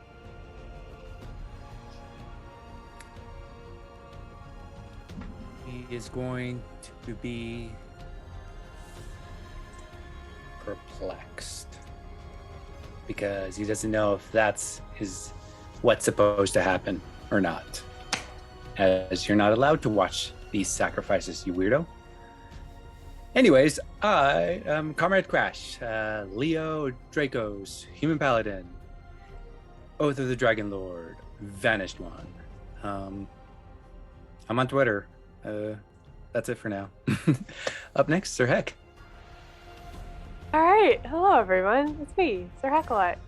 I played Calliope, our Siren College of Epic Poetry bard, who is the Oath of the Dragon Slayer, or Path of the Dragon Slayer, rather. I think his face is just going to be just like, yes, this irate confusion. I think some sick part of him obviously wants the bloodshed to happen. Whether it's in God's will or not. But this session took a turn, y'all, that I was not expecting. You can find me on all of the social medias at Sir Heckalot. I stream on my personal channel on Fridays usually.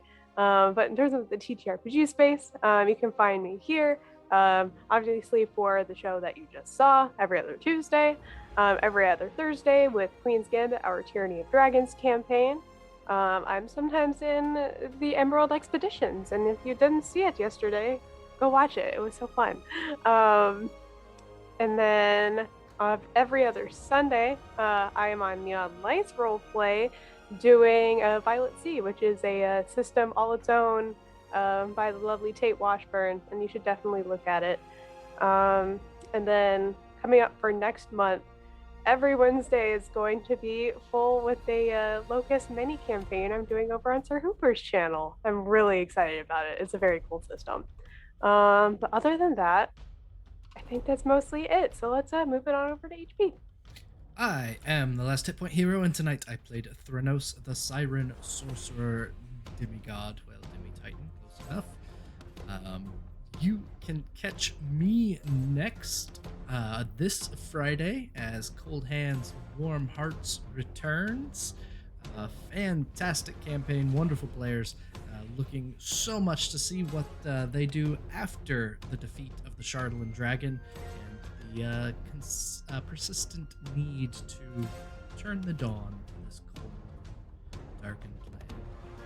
As for Commander Gaius, I think that in seeing the failure of the sacrifice to go through, there will be the slow dawning realization that he's in the wrong, and he will side with the oracles chosen in a pile of tearful repentance and sincere and heartfelt desire to see this nation come together. Tony. Oh, hi.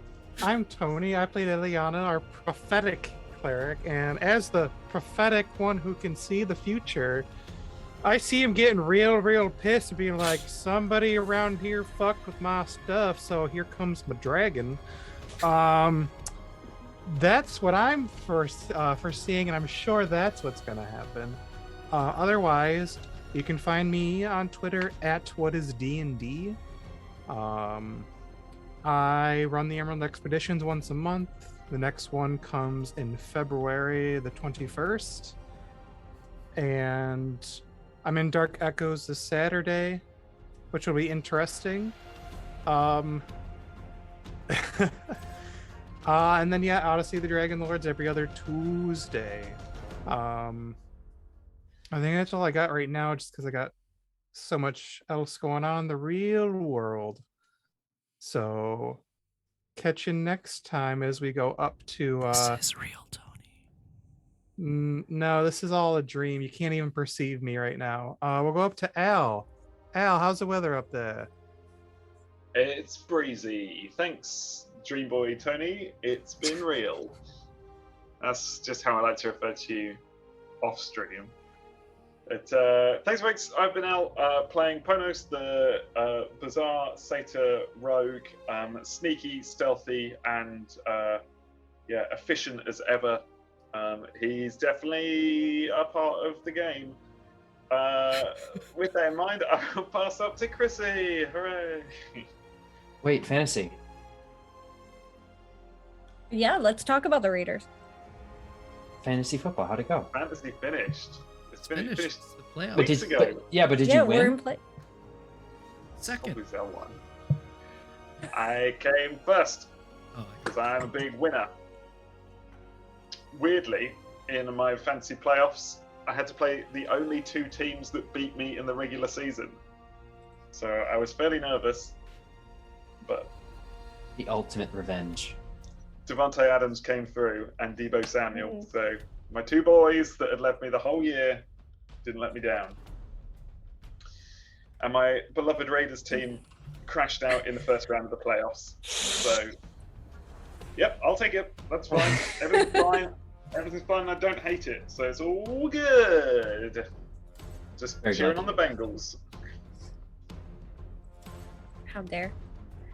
I'm Chrissy. I played Defera Adamos, our Medusa Warlock. What's he gonna look like when he sees it tomorrow? Well, big angry, I would assume. That's mostly all I've got. And where else can you find me? On TPK this Thursday, you will see me over with Sir Heck for our Queen's Gambit campaign. We will also be around in various other things. You will also see me sometimes in Tony's campaign, the Emerald Expeditions, aka Tony's Animal Menagerie and Pet Shop. And trying to think of other things. I don't know, we got a lot of stuff going on. So check out the schedule, join us in the Discord, do all of the things. And I'm a Jasper's Game Day ambassador. So if you are not familiar, make sure you check out Jasper's. It is a wonderful, wonderful charity that focuses on suicide prevention and education. And if you have any questions, you can always message me on Discord about it. So that's it. Thanks. Which brings it back to me. Hey everybody, I am once again Turk, or Jack Presented. I have the distinct advantage of being your game master for the evening. Oh hey, it actually likes me this time. I will run through this as quickly as possible because I keep saying yes to things and it's a problem, but I enjoy it very much, so it's really not. Saturday, if you want to see me as a player playing the good Dr. Von Richten, I'll be back in Barovia with Dark Echoes. It should be a lot of fun there. We have a Core Hearts recording coming up this weekend as well, so lots of fun with that as we close up that anime campaign, so keep an eye out for that on the Neon Lights roleplay servers. Monday, I'll be back in the GM's chair as 4 of our other GMs and staff members attempt to hurt me mentally, with the return of Winterhold's Finest, as I run some petulant people through a murder mystery and see how badly they can mess it up. Will they get it? Current guest says no, but it's usually a lot of fun and definitely a good time. On the 1st of February, we should be having Coalition of Steel over on Neon Knights Roleplay, so if you want to see me play a moody, broody Sasuke type, it's very fun for me to just be the worst. And we will be right back here in Thylea on the 8th as we get to see exactly what Commander Gaius's face is going to be and how your actions to save this city will impact the game overall. And we'll have to figure out where you're all going next. There's a ton of more upcoming stuff in February, so keep it locked to everyone's socials that you see on screen here. They're all absolutely amazing people and definitely worth the follow. But that's going to be it from us. Thank you all so much for joining us. You're just as much as part of the story as we are up here. If you couldn't tell with some key advantages and +2s and such. And remember, even the gods are bound by oaths and prophecy. Thank you all so much once again. Good night. HP, please take us out. Goodbye.